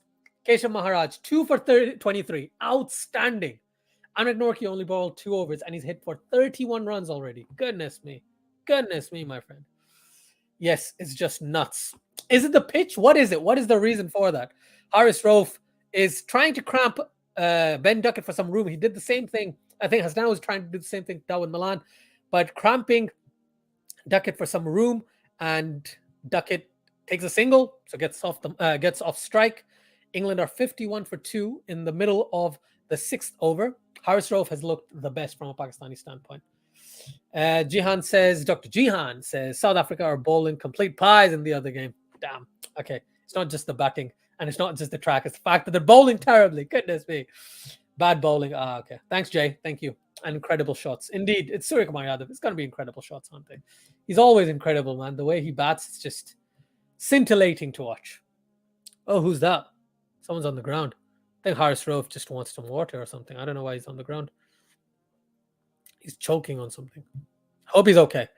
Rod says Surya's 6 behind the wicket was just, I don't know. I don't even know how to hit like that. I don't think many people do, Raj. I don't know many people do. Dr. Jihan says Parnell isn't using the pitch. Okay. So full tosses galore. Fair enough. Fazan Khan says South Africa honestly don't even look like they want to play in this series. And people are saying that South Africa may qualify ahead of Pakistan through the World Cup group stages.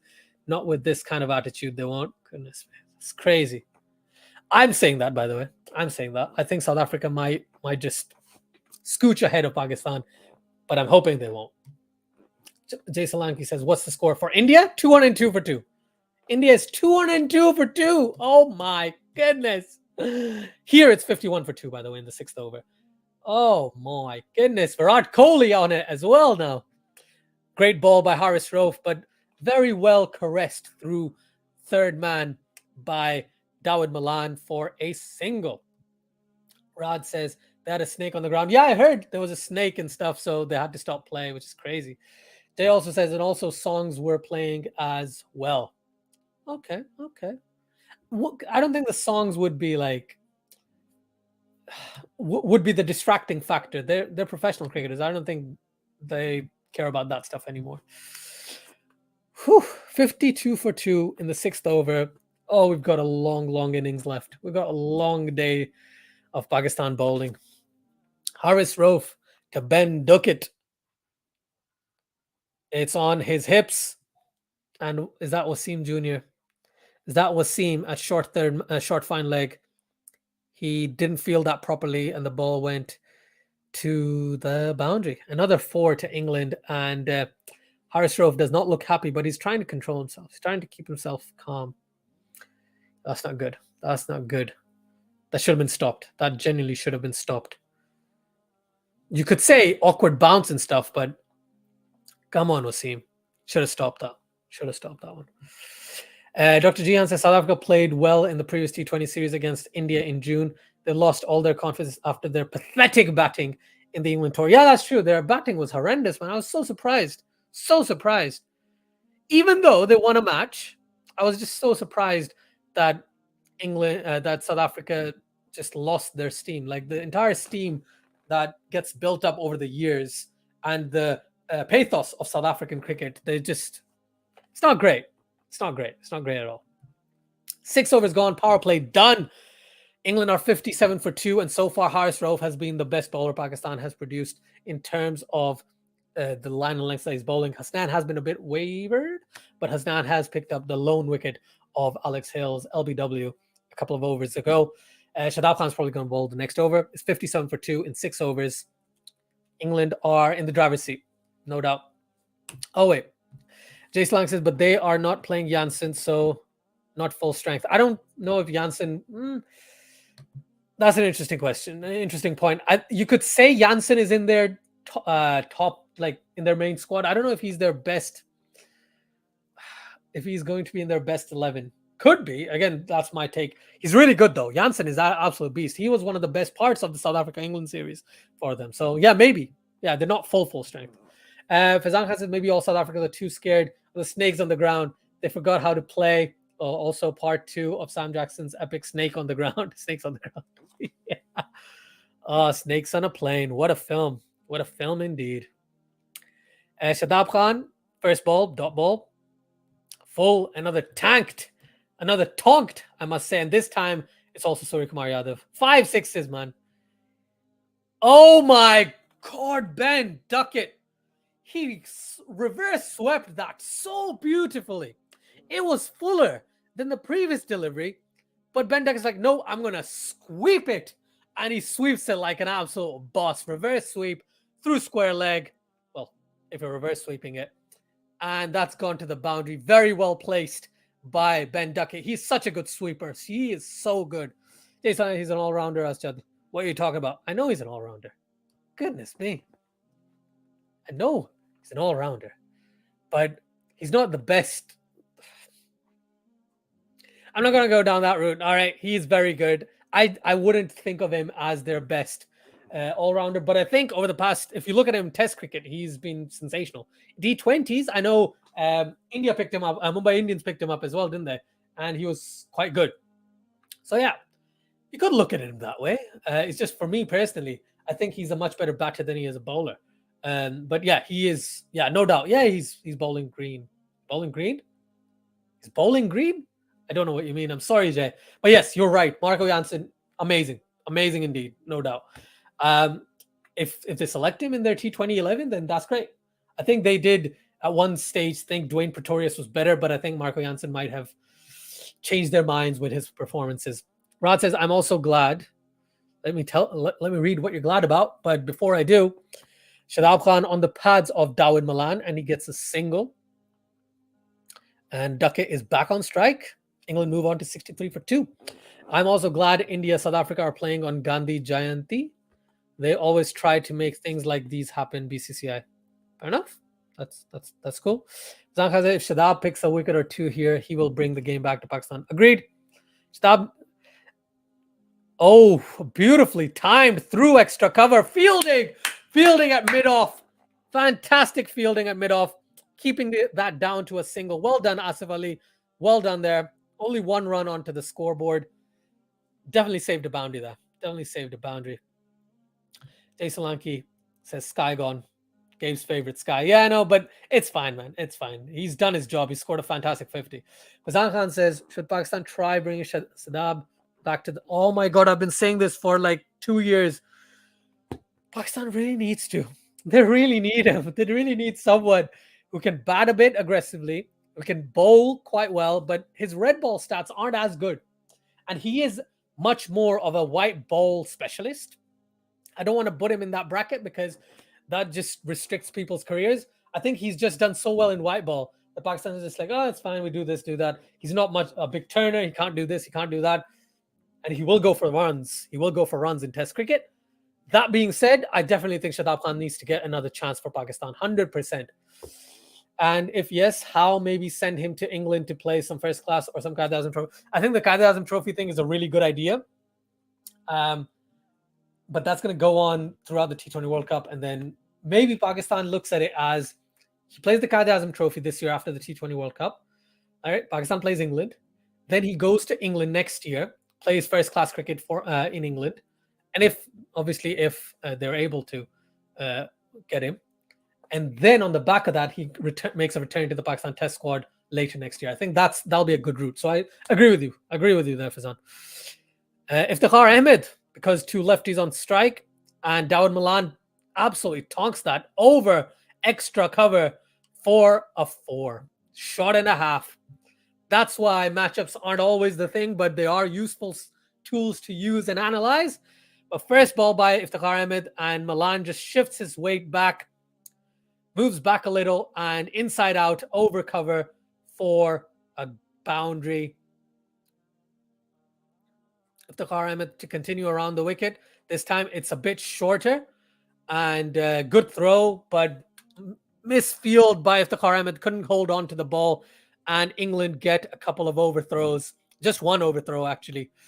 And yes, Pakistan are all being happy and stuff, but yeah, I wouldn't be too happy with this type of fielding effort from Iftikhar Ahmed. You should have stopped that one. You should have stopped that one, my friend.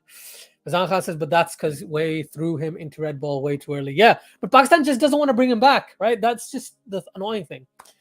This is the Shadab Khan Shady, who should have made his red ball debut, not the Shady of 3 or 4 years ago. I agree. He should still be considered, but Pakistan just doesn't want to consider him, which is shocking because the spin department that Pakistan has is, unfortunately, in Test cricket has not been the greatest. Yes, we've had some really good performances, but overall, it's not been like, oh, Pakistan have found the new guy. Even Numan Ali, Sajid Khan, Yasir Shah since the UAE just not looked the same. Iftikhar Ahmed has realized I need to start bowling a bit shorter again, like I have done throughout this series. And England just scoot on singles and singles and singles. Jay Solanki says, do you think leg spinners are important in T20s? 100%. 100%, because they're always an attacking and aggressive bowler. And there aren't many defensive leg spinners in the world. They are usually an attacking option that are able to, oh my goodness, Ben Duckett dispatched that through covers. Absolutely, with the flat face of the bat. through covers, and he makes room once again. And another boundary of the bowling of Iftikhar Ahmed. But yes, leg spinners, very important, Jay Solanki. I think they provide a facet which not all off spinners offer.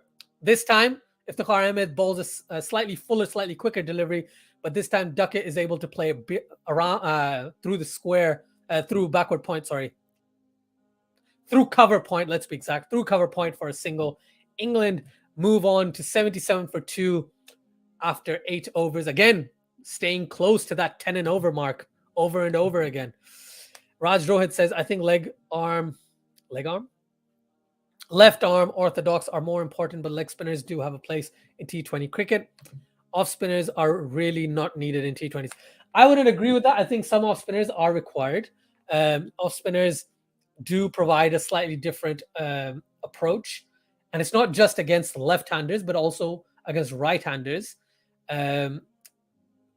Especially if they have an arm ball. If they have an arm ball of sorts, they're usually, I think they would be quite useful. You don't need a dusra or a carom ball or anything. You can utilize them like Ashwin does. But over the course of the last 10 years, we have seen leg spinners, left arm off orthodox bowlers be more prevalent. But if you go back, Shadab, Rizwan missed that one. Slightly quicker from Shadab Khan around the wicket. Ben Duckett wanted to sweep that. He misses it, but also does Rizwan. It goes around the batsman's legs, but also misses the leg stump by like this smidge and goes through the gap between Rizwan's legs. Hold on. Did he I think Duckett actually hit that with his gloves. Got a feeling Duckett might have actually hit that one. Or they've given it as buys. No, they have given it as buys. All right, that's all right. That's not too shabby at all. Shadab Khan around the wicket, wide outside off. Duckett wants to smash that through mid off, but goes straight to the fielder for a dot. Jason, but they can. Yeah, of course they can. Every bowler can get targeted. That's the thing. You shouldn't say, you can't have an off spinner in a T20 game. I think off spinners have a place, just like every other bowler has a place in T20 cricket. For lack of a better term, I think they have been pushed out because there aren't as good off spinners in T20 cricket nowadays, right? Mohammad Nabi has his place. You got Ashwin who has his place. You, up to a point, Saeed Ajmal had his place, but he had a dusra, so he's a different type of off spinner if you're going to put it into some sort of bracket, right? Ras says, but they give Rashid Khan figures too. Malan absolutely talks Shadab Khan over mid-wicket for a maximum. What a shot. Let's bring Billy back. That's a huge six. Huge six by Malan. And that delivery, I think that was meant to be a straight one, a top spinner, but Malan connects so cleanly over mid-wicket for a 6. Jay says, off spinner just as a bowler. Who? What's your question? Sorry, Jay. I think I might not have understood your question. Ashwin Nabi says, Raj, yeah. Jay Solanki also said, DK is showing who's boss. Oh my goodness. Raj says 2 back-to-back 6s. Yeah, man. DK is amazing. Dinesh Karthik, he had this resurgence a year-ish ago, right? I'm like, dude, he's doing a fantastic job. He had become a commentator. Oh, good delivery. Shadab Khan went back around the wicket to Dawud Malan, and Malan plays it through long on for a single. England are 90 for 2. 2 balls remaining in the 9th over. And Dinesh Karthik is 17 of 7. Goodness me. While Virat Kohli is 49 of 28. Playing the way only Virat Kohli can. 237 for 3 India ends up on. Virat Kohli ends up on 49. Oh my goodness. India 237 for 3. Ben Duckett comes down the ground to Shadab Khan and smashes him. Oh my goodness. That's a 6. That's another 6 off the over. Shadab Khan has been obliterated in this over by the batting of the 2 left-handers. Another 6. England reach 96 for 2 in 9 overs. Oh my goodness. What a shot. 80 meters down the ground, and he just did it with such ease. you know what? One ball remaining, and Shadab Khan bowls another quicker one, slightly shorter, and Duckett reverse sweeps him for a single. Overdone, 9 overs gone. England 97 for 2. Ben Duckett 28 of 16. While Dawud Malan, like I said, he's not had a great series, and he's on 24 of 13, striking at 184.61 at the moment. So I told you this was going to happen. I basically unjinxed him. I mushed him. Unmushed him, anti-mush. But yes, in terms of the India game, yeah, India's going to win this. South Africa is probably going to lose by 100 runs the way that India has batted. Goodness me, he's been great. Whew. Jason Rod says that's fine. I think 237 is decent. We might win. Oh man, India's going to win easily. I think South Africa will come hard. Let's take a look at that match. Rohit Sharma, he scores 57. He scores 43 of 37. KL Rahul, 57 of 28. Virat Kohli, 49 of 28, not out. Surya Kumar Yadav, 61 of 22. And he gets run out. And then Dinesh Karthik, 17 of 7. This is the India lineup. Right? And then you have Hardik Pandya. He's not playing today. But then you would have Hardik Pandya. Or India's batting today has just been amazing. Absolutely brilliant. Iftikhar Ahmed to continue. Ben Duckett goes wide once again. But it goes over the fielder's head. Goes over the fielder's head for a single. He steps back trying to play it through the covers, but this time he doesn't connect as cleanly. Goes over the fielder's head for a single. England move on to 98 for 2 in the 10th over.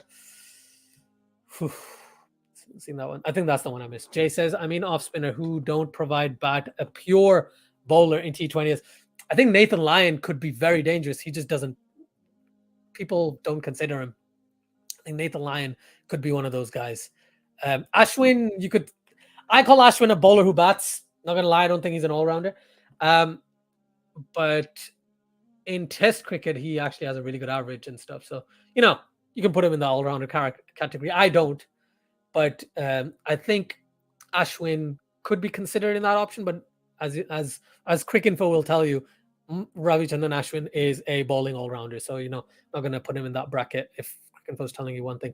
In terms of the off spinners, yeah, there's not that many. There's not that many right now in the world who are genuine off spinners and are doing a great job in T20 cricket. So I totally agree with you that. But there is space for them. I think they need to be considered. Azam says, Asjad, I have to run, have some errands to run. I'm recording the Pakistan game. Hopefully, I'll have a Pakistan win to watch tonight. Have a good day, everyone. Thank you, Fazan. Thank you. Really appreciate it. Please like, share, and subscribe. I know you have. It's just a thing I say all the time now. A beautifully inside-out carved shot from Dawud Malan for a single. And England are 101 for 2. Their 100 came up in the previous runs. But, yeah, England are looking quite comfortable. Have a wonderful day, Fazan. I know it's like 11 o'clock for yourself. Have fun. Take care. And I'll catch you next time, man. Thank you so much. Iftikhar Ahmed, quicker delivery. I think Duckett's run out. I think Duckett is stumped. I've got a feeling Duckett might be stumped here. Oh, beautifully done by Mohammad Rizwan. I'll talk through that, but basically, Duckett inside edges it, bounces, goes past Rizwan. He thinks it goes past Rizwan, so he steps out of his crease. Rizwan gets it with one hand and takes the bails off. A wicket for Pakistan. Rizwan with one hand and, yeah, stumped. I think that's going to be given a run out. Technically, I believe that is a run out. But, yeah, Rizwan, fast reflexes. Duckett didn't even realize it. And Ben Duckett, the guy who was going really, really well, has to go for a very, very well-made 30 off 19.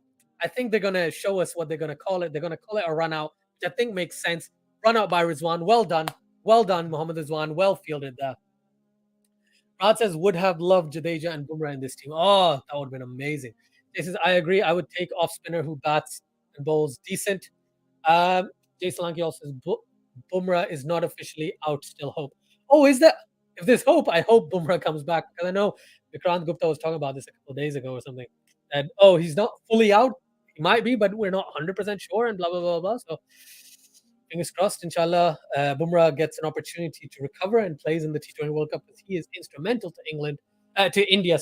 Speaking of England, Harry Brook In his 11 T20I matches, he has an average of 36 with a strike rate of 150. He loves himself some Pakistani pitches and Pakistani bowlers. So he's going to have a field day. England are 101 for 3. Last ball of the 10th over coming up. Rod says, yeah, I'm saying watching a full team play before the World Cup would be nice. That is against South Africa. Yeah, totally agree. Totally agree, my friend. Totally agree. India scored 237. That's unbelievable. That's like hitting of the highest order. Genuinely, KL Rahul playing the way that we want KL Rahul to play after a very, very long time. So great to watch that. First ball faced by Harry Brook. Iftikhar Ahmed over the wicket. And Brook plays it through the offside. Good dive from the cover fielder, but England still scrape a single. 10 overs gone. England are 102 for 3. There's a drinks break. And 102 for 3 so far. England's knock has been pretty damn good, not going to lie. Really, really impressed with the way every batsman that has come out to bat from an England perspective. Let's look at this. Phil Salt looked great until the unfortunate run out. Both run outs, by the way. Phil Salt and Bun Duckett, the two batsmen who looked the best from an England perspective, both have been run out. One by Dawid Malan's mistake. It was basically Dawid Malan's mistake, which is why he's like, I'm going to keep batting like a madman because I made Phil Salt get out, who was playing the best out of all of us. Alex Hales was LBW, plumb in front by Mohammad Hasnan. That was a very good delivery. Malan is still not out, 26 off 15. Ben Duckett just got run out by Mohammad Rizwan, inside edge, on the ground, goes up. Rizwan takes it one-handed and takes the bells off, and Ben Duckett had no idea because he was going for a single. And now Harry Brook has just come to the crease. England are 102 for 3. And we have drinks, my friend. While we have drinks, I'm also going to have a drink.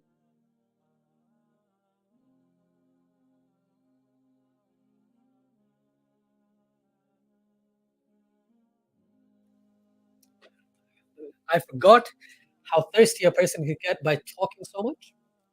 I haven't done a proper long live stream of a match in quite a while properly. Like I've done previews and then I do some of the match and then I give up. I think this match I'm only going to cover the first innings because I have to go after the first innings.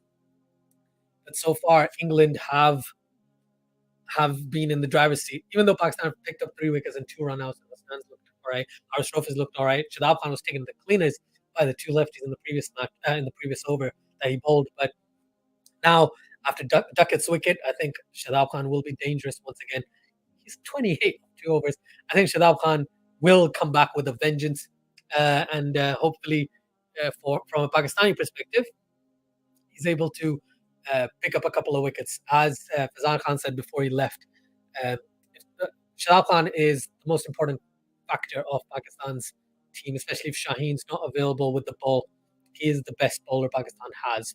Even with Haris Trof and all that stuff, I think Shadab Khan is a complete bowler as a package that we can utilize in the middle overs. He's absolutely essential to Pakistan.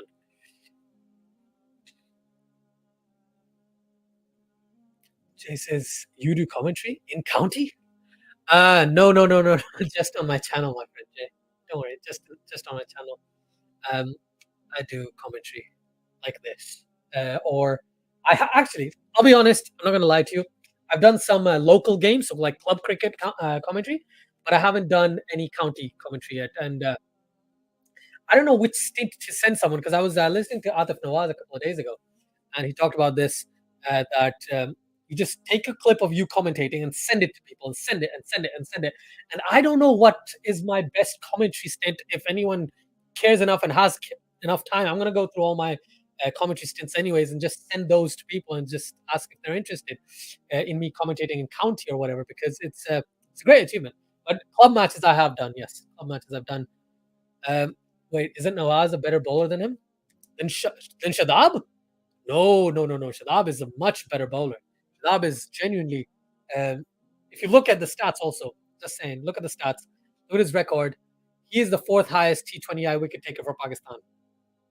Shadab to continue, and good running there by Shadab there, running from his position at the crease to the mid-wicket boundary, basically, to the edge of the mid-wicket circle, and picks up a single there. Harry Brook. Harry Brook moves on to 2. And what Shadab Khan's basically done is carved that niche that Pakistan wanted. Someone who can bowl in the middle overs, like Adil Rashid has for England. Let's put it that way. He doesn't turn the ball as much as Adil Rashid, but is able to provide control like Adil Rashid does for England. So those are my thoughts, at least. Yeah. So that's the plan, guys. I'm going to cover the first innings, and then after that, I'll have to reconsider what I'm going to do moving forward. Because this has been a blast. It's been so much fun after such a long time. I've been able to do it. But I do have guests coming over, for which I have to go take care of my daughter. You know, it is what it is. Shadab Khan, beautiful delivery. And Milan plays it through the cover straight to the cover fielder for a dot. Shadab Khan in this match, I think after being hit for a 6, he did start to change his line a little bit, and they did take advantage of that. Like that particular delivery is a wide ball down leg side, which is something we don't see Shadab do very often. And that was a shorter delivery. And Milan missed it. Rizwan missed it. Actually hit his glove, and then it's a single wide and another run. So it's not good from a Pakistani perspective, but Brook is back on strike, who I think Shadab will target as we speak. 105 for 3. A quicker delivery, outside off, well fielded at backward point by Shan Masood, and a dot to try and build pressure around Harry Brook's. Harry Brook, who has just come out to bat. Jay Salang says, but his batting hasn't been spectacular, isn't it? Are we talking about Shadab or Nawaz? Oh my God. Oh, that just went over the long off boundary. Harry Brook comes down the track and smashes Shadab Khan over long off. We had Khushal Shah at the boundary. It just went over his head. It could have been taken. It would have been a fantastic catch. But I think even with the momentum, it would have been difficult for him to stay in the boundary, within the boundary. So Shadab Khan has not had a good over either this time round, because Harry Brook has taken advantage of the flight that Shadab has offered now. This time, it's a lot closer to the off stump, but misfield at cover, and England walk another single. 112 for 3. In terms of the bat, I think Shadab Khan just doesn't get as many opportunities with the bat in T20 internationals, which is really unfortunate. You mushed him. Yes, I did, Jay. Yes, I did. And it's totally by accident. I didn't mean to. Promise. Shadab Khan, last ball of the 13th over, of the 11th over to Milan. Milan defends it to the leg side and takes an easy single.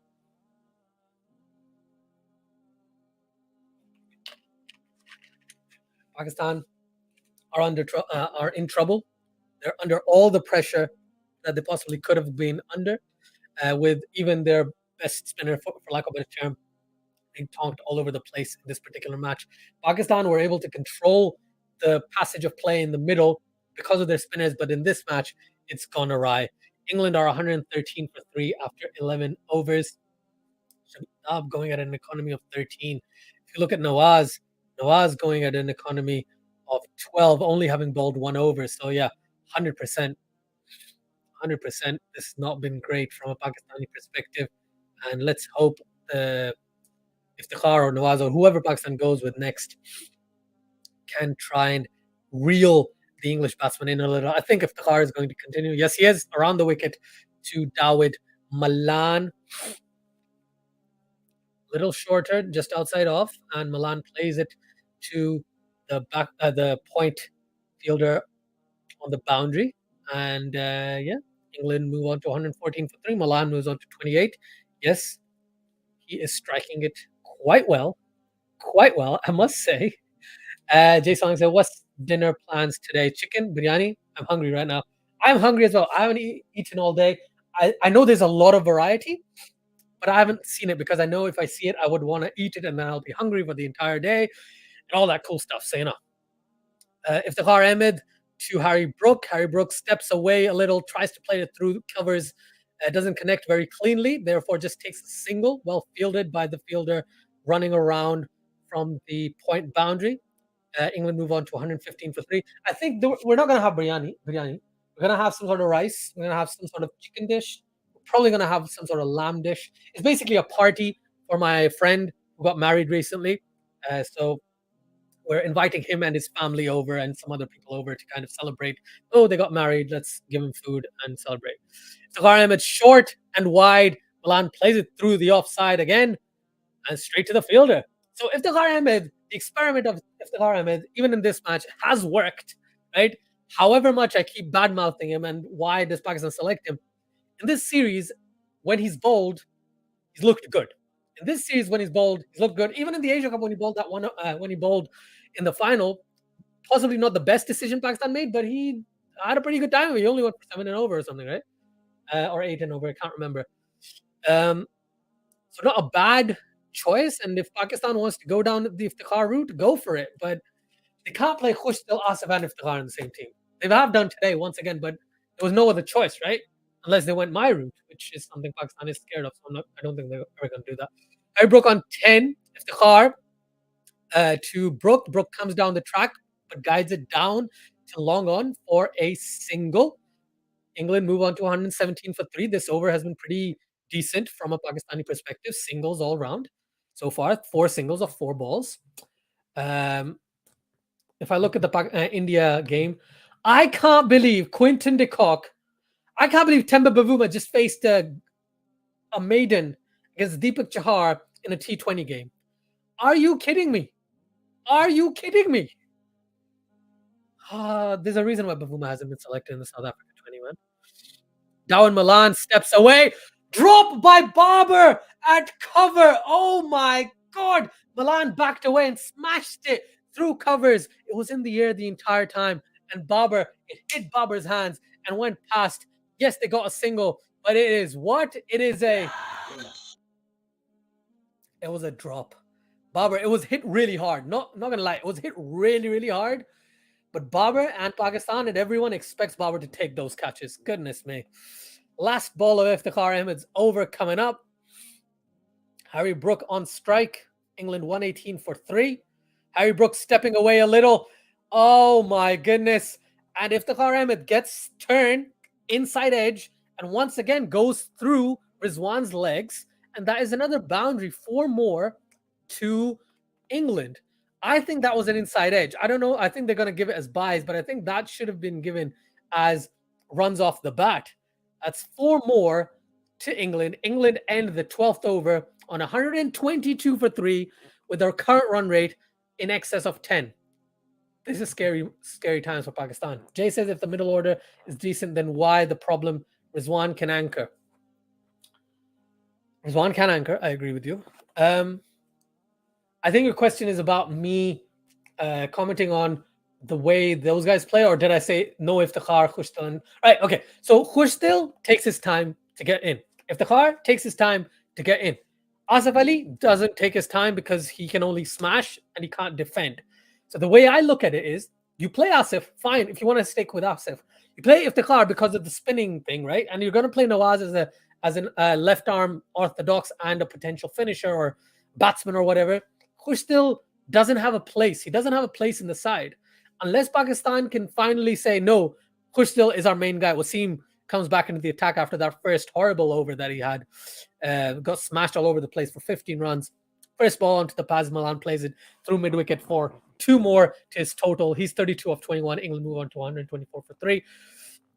I think if the middle order is decent, yes, I agree, but the middle order isn't decent. They've just not been performing. Even if they got a chance, even when they get a chance, they're unable to help Pakistan score big runs. You have to have one of the openers in. Otherwise, Pakistan can't do a thing. And also, Temba Bavuma gets out. A shorter delivery by Wasim on Milan's hips, but Milan is unable to pull it anywhere. A dot ball. Good delivery that. Very well bowled. Arshdeep Singh. First ball, single Quinton de Kock. Second ball, gets Temba Bavuma caught Virat Kohli. Bavuma's looked horrendous. He got a 7-ball duck. South Africa are 1 for 1. South Africa is not winning that. They might lose by 200 runs. I think this might be the biggest win they ever get. Whew.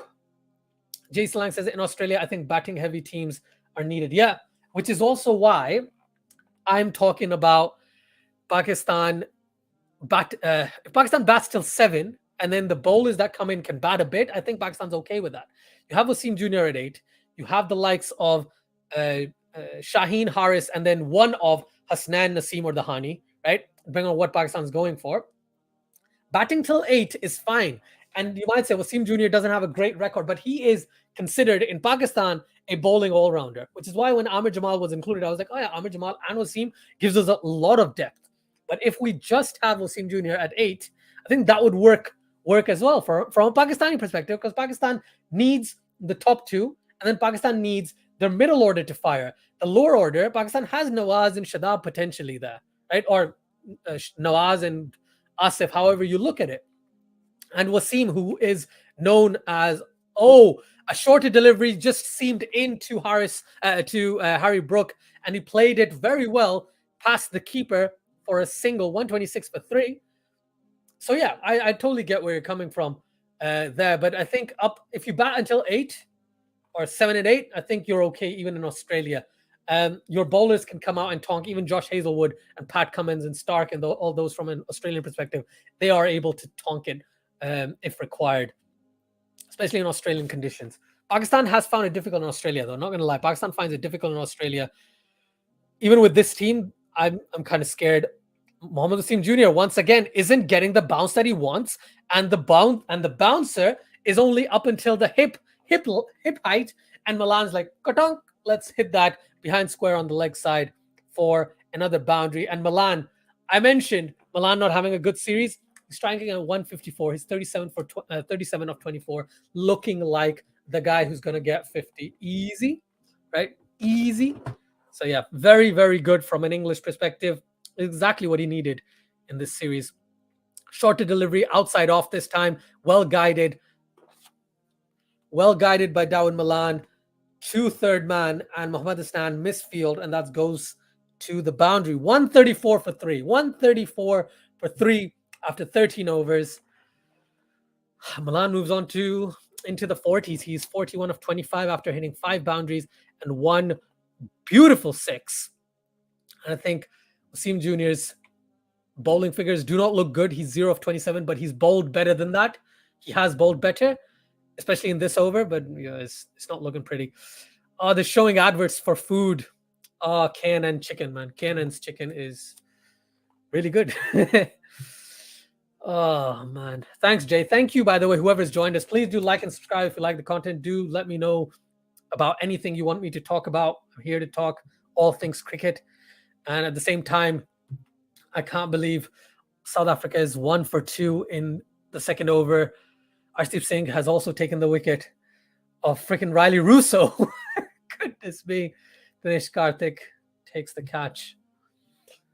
South Africa's lost it. Iftikhar Ahmed to continue. Harry Brook trying to hit that down the ground. Couple of bounces down to long off for a single. 135 for 3. Let me just take a look at something very, very quickly. There's 496 votes, by the way, and still people are saying 88% of people in this chat, who have joined the channel for any time, think that England is going to lose and Pakistan's going to win. 88% think Pakistan's going to win. I love the optimism. I can't even think that way.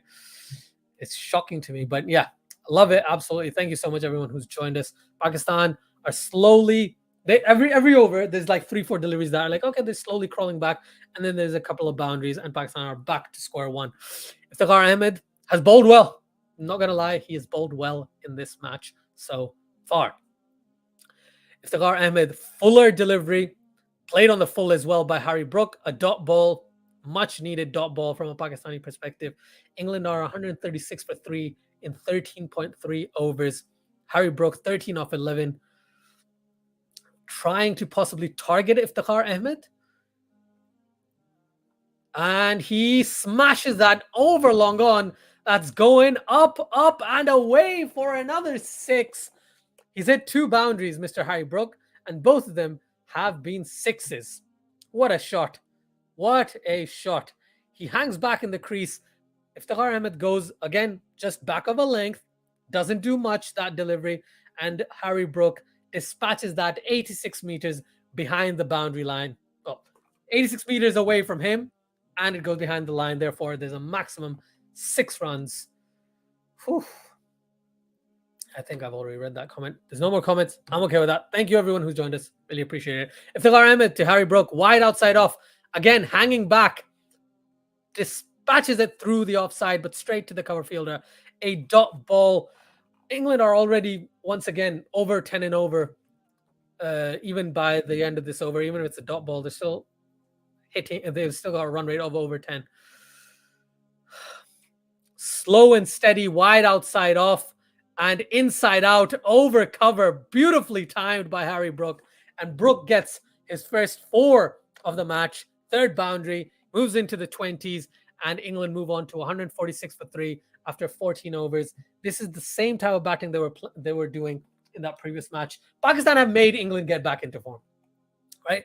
After the 2 close games, England have realized, okay, we're gonna play our natural game, and Pakistan is probably going to struggle when we bowl the way that we do.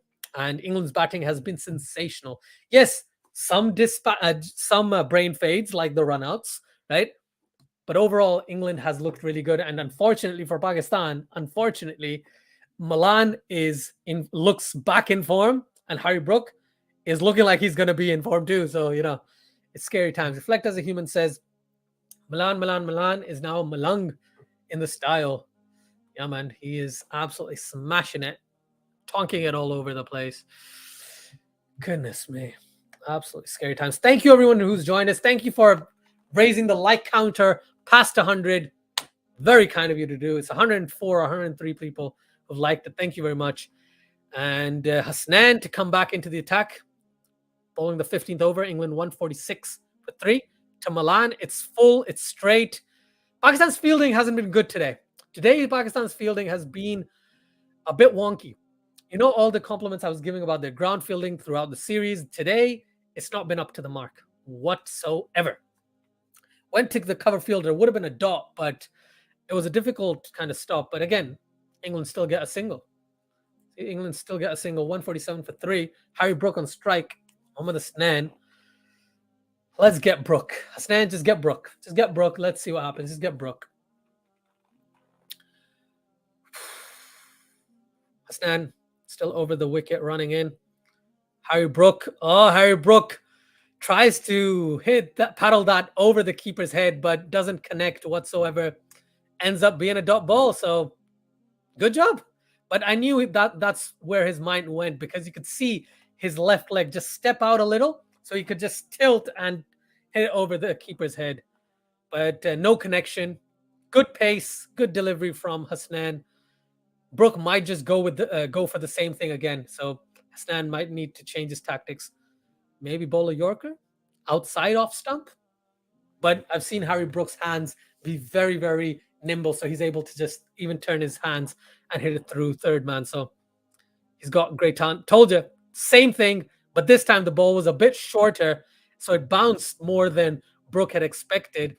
Outside edge for a single. England move on to 148 for 3. Scary, scary, scary times from a Pakistani perspective. I think my internet is a little slow. Sorry, guys. My internet's being a little slow, because I can see myself be very slow. Sorry, guys. Sorry for the connection. England move on to 148 for 3. Brook, did he hit his head? I didn't realize he hit his head. I thought he only hit the outside edge. Maybe it hit the outside edge, then hit the helmet. So there is a concussion test happening as we speak. If we go back to the Indian match, South Africa 5 for 2 in the 3rd over. Deepak Chahar to continue. He had a maiden over first up and no runs off his bowling still. Aidan Markram is on strike. He's only faced 1 delivery. Let's see how he goes. But I have been a pretty big fan of Aidan Markram. He is in the top 5 run getters, top 5 in the rankings for T20Is as well. Good job by him. In terms of the Pakistani bowling, let's look at that. Let's look at as we have a break. Let's look at the Pakistan bowling here. Nawaz has only been given 1 over. I think Nawaz should have bowled at least 1 more over. Yes, 1 over isn't enough. Yes, Iftikhar Ahmed has bowled decent. So is Shadab. But Shadab's been tonked. Iftikhar hasn't. But in the last 6 overs now, I don't feel like Pakistan is going to go to Nawaz anymore because, you know, they want to try and end things off by their pace bowlers, you know. The last 5-6 overs given to the pace. Hasnan shouldn't bowl in the death. So I think it will probably be Hasnan, then Wasim, then Hasnan, then Wasim, then Haris, then or something. Nah, that's wrong. Bouncer by Hasnan. Good bouncer on shoulder height. That's exactly the type of bouncer Hasnan or Pakistani pace bowlers should be bowling. Not hip height. Sorry, Mohammad Wasim Jr. So yeah, I think the way Pakistan might go is Hasnan this over. The next one is Wasim. Then probably Haris. Then Hasnan, Haris, and Wasim. Even though I don't want Hasnan to bowl in the last 3, there's no other combination unless, yeah, I don't think there's any other combination Pakistan could go with. But I don't want Hasnan to bowl in the last 3. I think he's much better before the last 3, maybe even the last 4. I always think Hasnan should finish by the 16th or 17th over. Hasnan, full. Oh, well fielded that, right. It was a full-length delivery on the pads. Dawood Malan thankfully clipped it with his pads. Rizwan stopped it down leg side. Thankfully didn't go to the boundary. 1 leg by, signaled by the umpire for England. See, Hasnan's had a pretty good over this far. So far in this over, sorry. Last ball of the over coming up. Well fielded by Rizwan. Again, his knee's still been causing issues for him, but it's good that he stopped that one just for his own confidence, Pakistan's confidence in general. 149 for 3. Last ball of the 15th over coming up. Hasnan to Brook. Brook steps away, trying to connect it through the offside, but it was a very good bouncer by Hasnan. Wide outside off, especially wide outside off because Harry Brook had stepped away, so he gets that leeway. And Brook looking at the leg umpire and thinking, is that not a wide? Like, nope, that's not a wide. Therefore, the over ends. England are 149 for 3 after 15 overs. Hasnan had a very good third over. He's 1 for 18. The only bowler from a Pakistani perspective who has picked up a wicket in this match. Shadab Khan's not bowling again. It is going to be the fast bowlers that finish things off from a Pakistani perspective. Let's go back to the brandings. Malan is 43 of 29, while Brook is 24 of 17, both striking in excess of 140. It's going to be Rauf. This is how Hasnan doesn't bowl in the death. Perfect. This is why I'm not the captain of Pakistan. So we've got Rauf, then we've got Hasnan, then you've got Wasim, then you got Rauf, and then you got Wasim. I think that's what I was thinking, but I didn't know if Pakistan was going to risk Haris Rauf bowling in the 16th, but it's good. I think Haris Rauf is good in the last 5-6 overs anyway, so it's smart call, very good decision from Babar Azam there. 149 for 3. Malan on strike, Haris Rauf to continue. He only had 13 runs off his first 2 overs. And it's a quick delivery. Malan wanting to play it through fine leg region, but we have a short fine leg who saves that one. So dot ball to start his third over and the 16th over of this particular innings. Dawood Malan has definitely looked like the Dawood Malan we expected, but didn't get throughout the series. So I'm quite happy that we didn't get him throughout the series because he looks very, very dangerous. Babar Azam, just on camera, he has made some interesting calls today. Not going to lie, they're not bad, but very interesting. Dawood Malan wanting to tonk and smash Mr. Haris Rauf over long on for 6, but doesn't connect properly, so the ball just trickles down to long on for a single. England get to 150. England reaches the 150 run mark, 150 for 3. Well done to England. I need to also record applause, so I need to make a note of all of these things. Applause and players' names. That's what I need. That's what I need indeed. Whew. You heard that? That tells you. Throat, man. Throat. England's third 50 has been their slowest 50, which is quite evident. 35 balls to get this 50 in this particular match. In this innings, sorry. Haris Rauf to Harry Brook. It's full. It's straight. Harry Brook. It's high up in the air. Caught by... Did Babar Azam just drop that? Babar Azam, you dropped it. You absolute...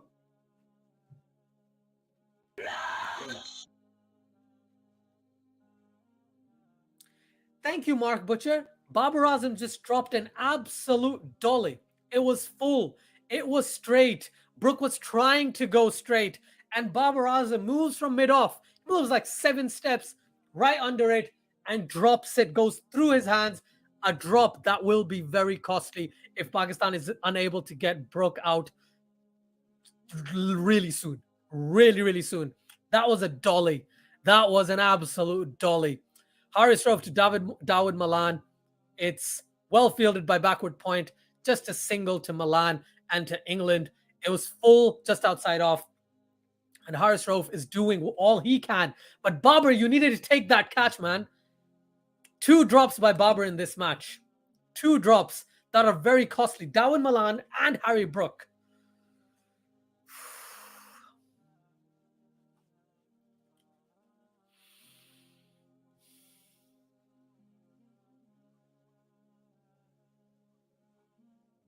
Very, very bad. Very disappointing from a Pakistani perspective. Haris Rauf to Brook. Shorter. He went after him because Harry Brook went offside, leg side, sorry. But it missed him as well and went leg side wide. 153 for 3. I know the idea. Haris Rauf knows exactly what he needs to do at the death. I think I've been very impressed by him. Rizwan takes it quite comfortably down the leg side as well. But wide, so the ball has to be re-bowled. And 1 more run added to the England total. 2 balls remaining in the 16th over. Haris, slower ball to Harry Brook, who wanted to target Haris Rauf, but didn't expect that slower one coming his way. Again, it wasn't super slow. It's still 139 kilometers per hour. But because Haris Rauf has the ability to bowl 150 and beyond, it's always difficult and kind of tricky for the batsman. Haris Rauf on deliveries 135 plus. Yeah, he changes the length a lot. But when he's bowling slower balls, they are a lot shorter. Yeah, according to these stats as well. Whew, goodness me. Haris Rauf, last ball of his 3rd over and the 16th over of this innings. Harry Brook on strike. It's on the pads. Full on the pads. Brook guides it down to backward square leg for a single. Smart move. 1 run to end the over. 154 for 3 in 16 overs.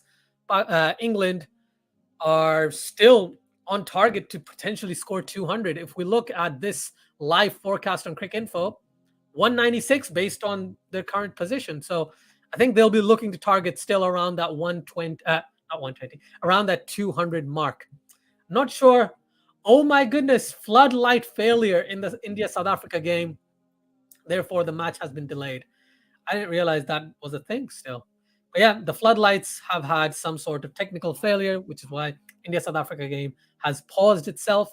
So if anyone is here just to talk about Pakistan and England, please do keep on keeping on. Please like the video, subscribe to the channel. It really helps us.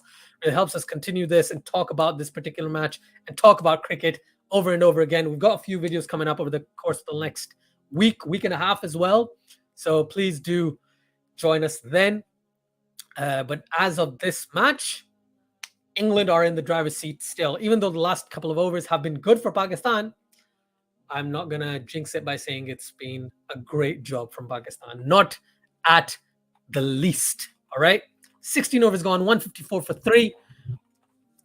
It's going to have to be Wasim. It's going to be Hasnain. It has to be Hasnain, then Wasim, then Haris, then Hasnain.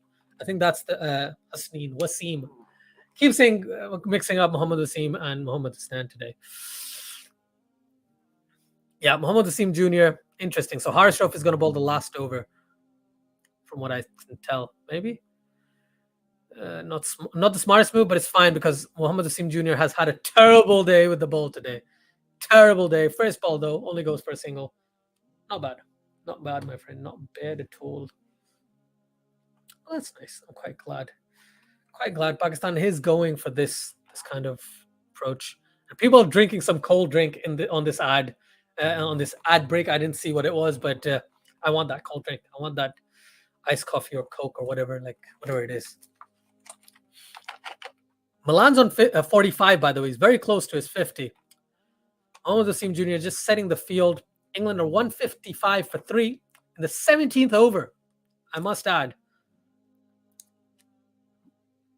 It's full. It's wide outside off. Milan connects, not super cleanly, but it goes over the extra cover fielder and a boundary to get him to 49, and England gets on to 159 for 3.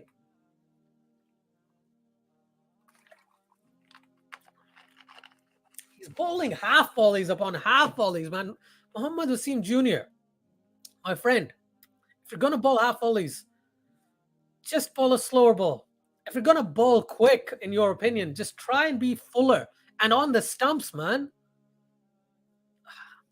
Again, at least it was closer to the stumps. It was on his feet. It was a Yorker on Milan's feet, and he plays it quite easily through square leg for a single. And kudos to this guy, Dawid Malan, the man that I said was out of nick, hasn't looked great. This guy on screen right now scores a 50 not out of 34 deliveries. He's batted just like we expect Dawid Malan to bat for England, anchoring the innings. Yes, he was aggressive at one point, but he's basically anchoring the innings for England, and he's doing a pretty good job. Wasim Jr. with a slower, shorter delivery, good bowling. Harry Brook can't connect it. Another play and miss. That's about 3 play and misses from Harry Brook over the past few deliveries that he's faced, be it Harris Rowe, be it Wasim Jr. So good bowling by Wasim there. Harry Brook, 27 of 22. If you look at the most runs in the series, Mohammad Rizwan has the most number of runs, but Harry Brook is in the top 5 run getters, 219 runs in this series so far. Just back of a length, and Brook plays it through long on for a single. Nope, they come back for 2. Good running there. 2 runs added to Harry Brook and England's total. England 162 for 3. Harry Brook, 29 of 23. Milan has scored a 50 today, and he scored many 50s in his career. And I'm going to have to click in because I know when he started off his T20I career for England, he was getting 50s pretty much every game, but he has stagnated just a smidge, but not as bad as I would have thought. So still 12 50s is a really good achievement. Wasim balls on his pads. Why would you ball a half volley on Harry Brook's pads so he can flick you for 6? Over square leg. England move on to 168 for 3 in the 17th over.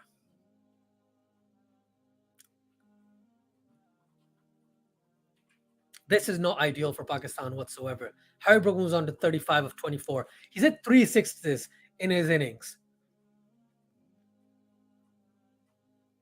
I think Wasim Jr. is definitely feeling the pressure of being one of the main, like being the experienced bowler in the side, the second most experienced bowler in terms of the paces. Because Hasnan has been around a lot longer, but he hasn't played consistently for Pakistan. Wasim Jr. was considered a mainstay from a Pakistani perspective, but he's, since coming back from injury, he's just not looked the same. Hasnan to bowl the 18th, then I'm assuming then Haris, then Wasim. Wasim's going to bowl the last over. I'm too scared. I actually petrified from a Pakistani perspective. Hasnan to bowl the 18th. The last time he bowled the 18th, go ahead for like 24 runs, something, 28, whatever it was. Many runs, all right? Many runs. England will get to 200 at this rate. Hasnan to Milan, it's short and hits Milan on the helmet or on the chest or something. Milan is down. Hasnan just going up to him like a good player there, just saying, "Are you okay?" Milan's like, "Yeah, I'm all right, don't worry." And Milan's just stretching out a little. I think it hit him on the chest, not on the helmet. Hit him on the chest. He just needs to stretch his chest out just a smidge. But that was a good bouncer. It's a good bouncer. Actually hit his glove and then onto his sternum, not even his chest. Oh, that's a sticky wicket, for lack of a better term. That's a sticky wicket, man. Thankfully for Milan, though, didn't cascade onto the stumps or fall onto the stumps there. Good ball, good slower ball from Hasnan. At least it looked like it was a slower delivery from his wrist position and finger positions there. We have Jihan say, good start from South Africa. Dude, it's hilarious what South Africa is doing.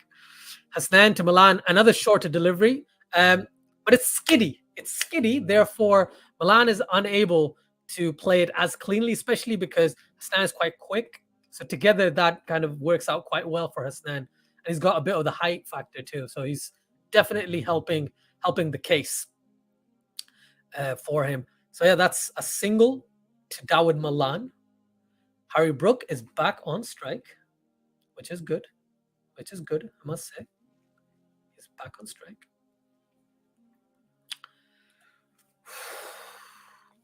Malan moves on to 51 of 36. Brook is 35 of 24. Smashed Wasim for a 6 at the end of the last over. Mohammad Hasnan running in. And Harry Brook plays it through the offside. A good cut shot. But the sweeper on the cover point boundary saves it. Only a single. Brook moves on to 36 of 25. England are 170 for 3 in the middle of the 18th over. Milan, this over, hasn't looked comfortable against the line that Hasnan has been bowling, which, is this a no ball? Is Hasnan going to bowl a no ball? No, I'm glad. I'm glad he's not bowling a no ball. Oh, terrible wide. Terrible delivery from Hasnan. It's like a yard down leg side. It's short. It's a yard down leg side. And Milan was planning to pull it. But because Milan didn't move at all to the leg side, I think Hasnan was just preemptively trying to go down the leg side a bit further. I think the next ball could be a fuller delivery from Hasnan, unless Milan times it quite well. I'll be honest, slightly fuller, but on the thigh pad. Like, that's what I'm telling you. You're gonna bowl short, bowl shorter on the thigh pad, on his legs, and Milan easily dispatches it backward to square on the leg side for another boundary. Come on, man. Come on, Hasnan. What are you doing? Dr. Jihan says, is Hasnan the guy the Australians accuse of throwing? Yes. Yes, he is. Hasnan is that guy. Thank you, Dr. Jihan. He got his action fixed, but according to certain Australian players, his action is still not fixed. So let's see how that goes in the T20 World Cup. That's going to be fun. That is going to be a fun time, this T20 World Cup in Australia. Are you going to watch any matches, Jihan? Please do let us know. Please do tell us about the atmosphere and everything. Hasnan, this time it's shorter, but Milan is stronger for it. Goodness me. He dispatches it for 6. He's realized that he doesn't need to come down to Hasnan. And now, because Hasnan's been bowling short, he knew he had to hang back, and the ball didn't bounce as much as he would have liked, and he smashes it over square leg for a 6. Now, Hasnan's going to go fuller. And Milan is going to know that Hasnan's going to go fuller. And he's probably in his head already. And this is what happens when Hasnan is bowling in the death. Hasnan is much better not bowling at the death. I've said this a few times. And it's not working out well for him, especially in the last couple of matches. And Dahani, unfortunately, just hasn't had 2 good games, which is why Pakistan didn't select him in this match. Last ball of the 18th over coming up. England are batting at 10.14 and over. They're going to get past 200 at this rate. They're going to get past 200. And it's going to be... I thought this pitch was going to be difficult to bat on, but England have shown they were easy. It was easy to bat in the last match, and it's easy to bat here too. Every batsman that's come out has looked comfortable. No one has looked like they're a fish out of water. I'm getting a phone call. I will call them back. Not sure who it is. Not sure who it is. I'll go check it out shortly. Hasnan, last ball of his quartet. Milan on strike. It's a bit fuller. Again, back of a length, but well fielded by Asif Ali at the backward square leg boundary. He didn't connect as well, which was good. So a single to end the over.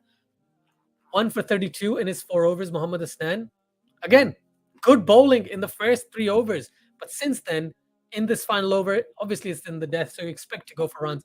But he gets a bit too much in his head, it seems. And for that reason, he does struggle at the death. 1 for 32 in his 4 overs. Good job, my friend. Good job. Dawid Malan, 62 not out. 62, brilliant. Brilliant, my friend.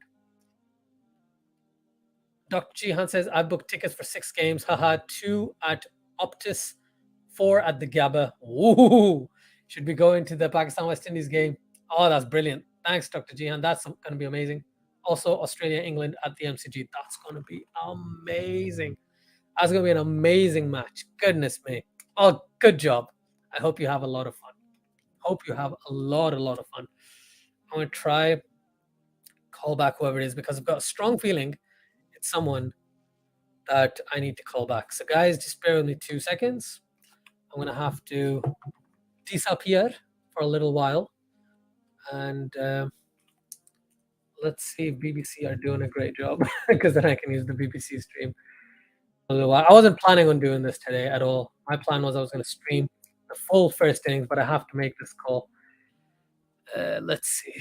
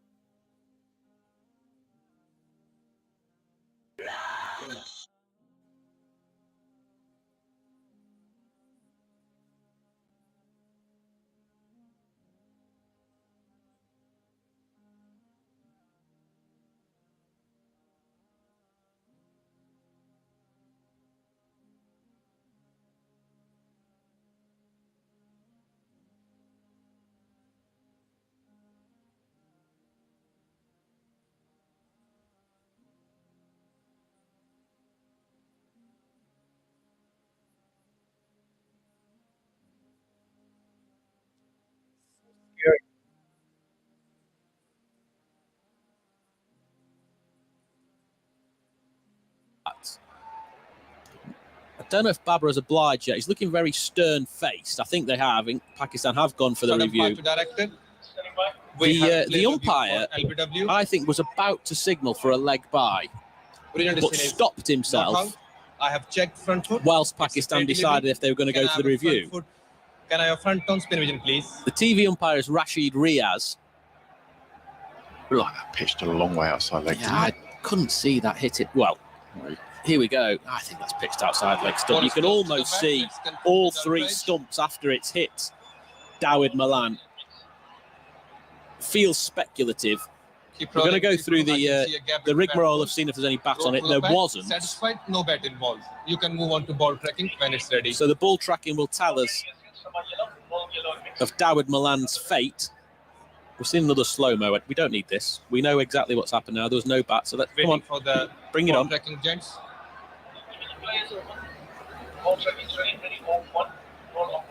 Someone's just told us ball tracking is ready. Decision not out. Here we go. Pitch quite a long way outside leg stump. I think it's probably 4th stump.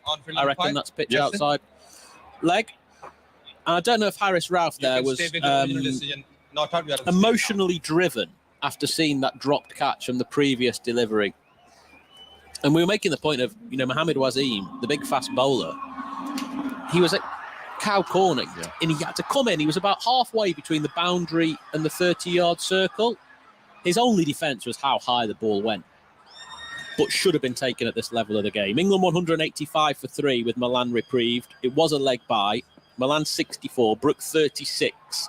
10 deliveries of the innings remaining. Harris steams in. Another very full, fast delivery. Hunting the toes. It hits Brook on the pad. Rolls into the offside. England run a leg by. 186 for 3. Just seeing the replays of Pakistan's dropped catches. There's been 3 of them.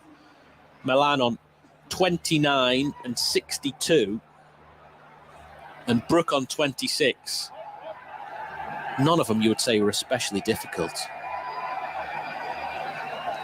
I mean, for that last one, he should not be fielding that position. That's poor planning from the Pakistan point of view. Malan swings and misses. Another slower ball from Harris, rolling his fingers over an off-cut. Precious dot ball. And James, as a man yourself who's worked in franchise leagues, Kolkata in the Indian Premier League, Peshawar, in the PSL, coach of Northern Superchargers in the 100 last year. Those things are worked out, aren't they, beforehand, who goes where? Yeah, absolutely right. And he will know that he shouldn't be in that position, but the other fielders should be saying, mate, you're in the wrong position, and they should be being proactive and swapping. It shouldn't always be down to the captain. Milan's on 64 from 42 balls. He goes across his stumps. He heaves into the onside, straight to deep backward square leg for a single. England on to 187 for 3. The issue is, right, what Pakistan has done is absolutely blow the confidence of such an important facet of our team in Mohammad Haris Rauf, because he's been the best bowler Pakistan has had this match, and he's unable to do what he wants because all the fielders keep just dropping his catch, right? And it's really annoying. Twice at least, but 3 drops in this particular match is just not fair from a Pakistani perspective and from a Haris Rauf perspective.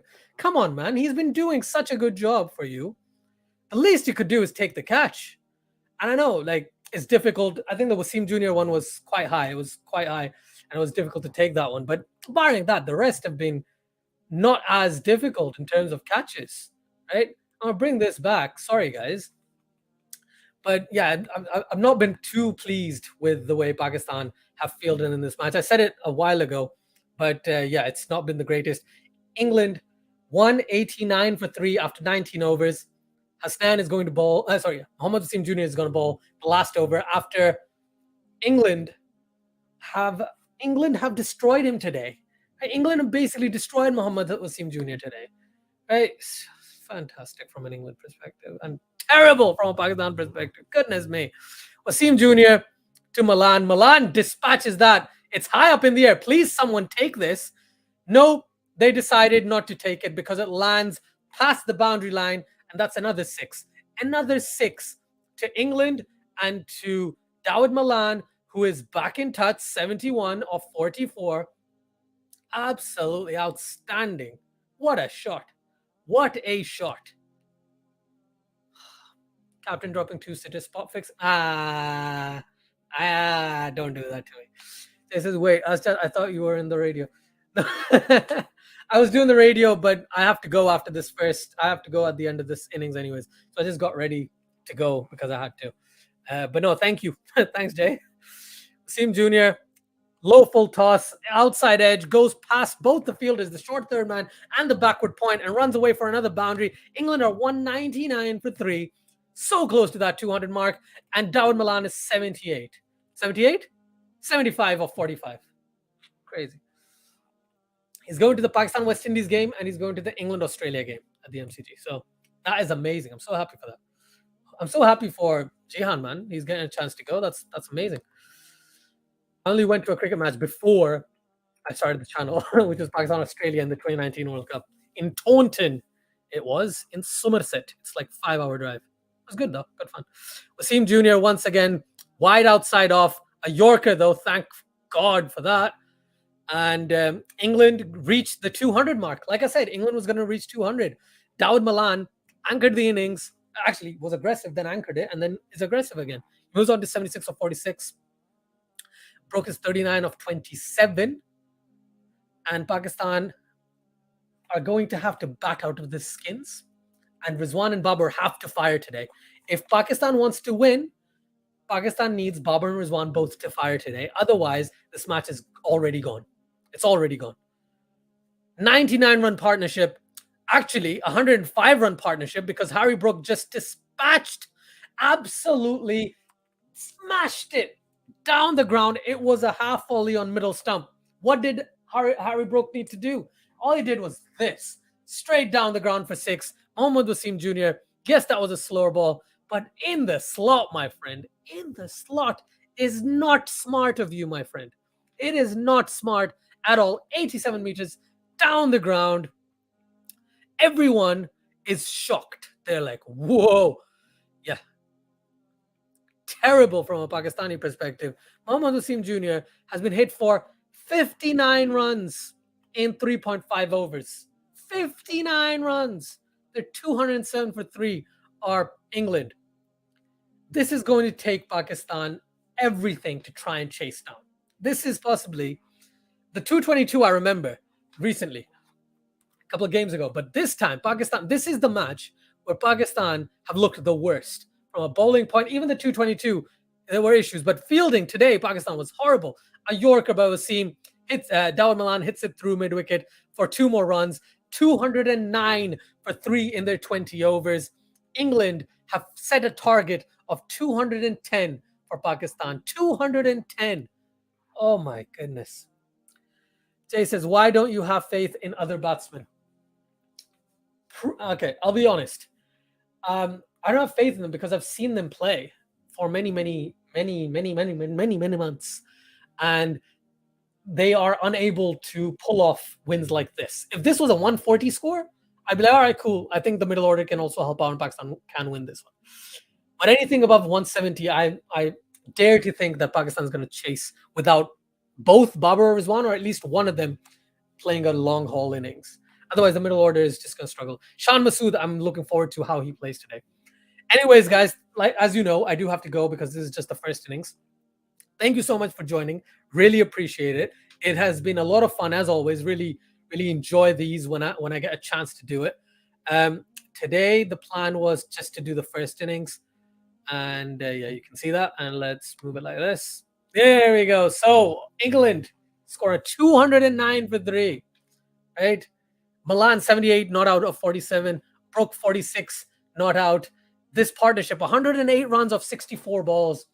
Unbeaten partnership, 209 for 3. Pakistan have been dismantled, destroyed.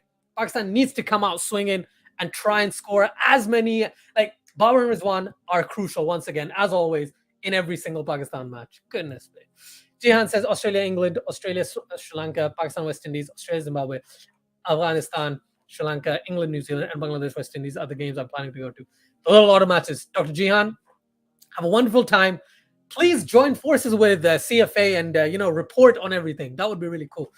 But that's just a suggestion. Anyways, England are going to win the series 4-3. Prediction now. Let's hope what Pakistan can do is win it. But I think England's already won it. I'm going like 75% to 20%, to 15%. While the audience is telling me 87-13 to Pakistan, which is almost unheard of.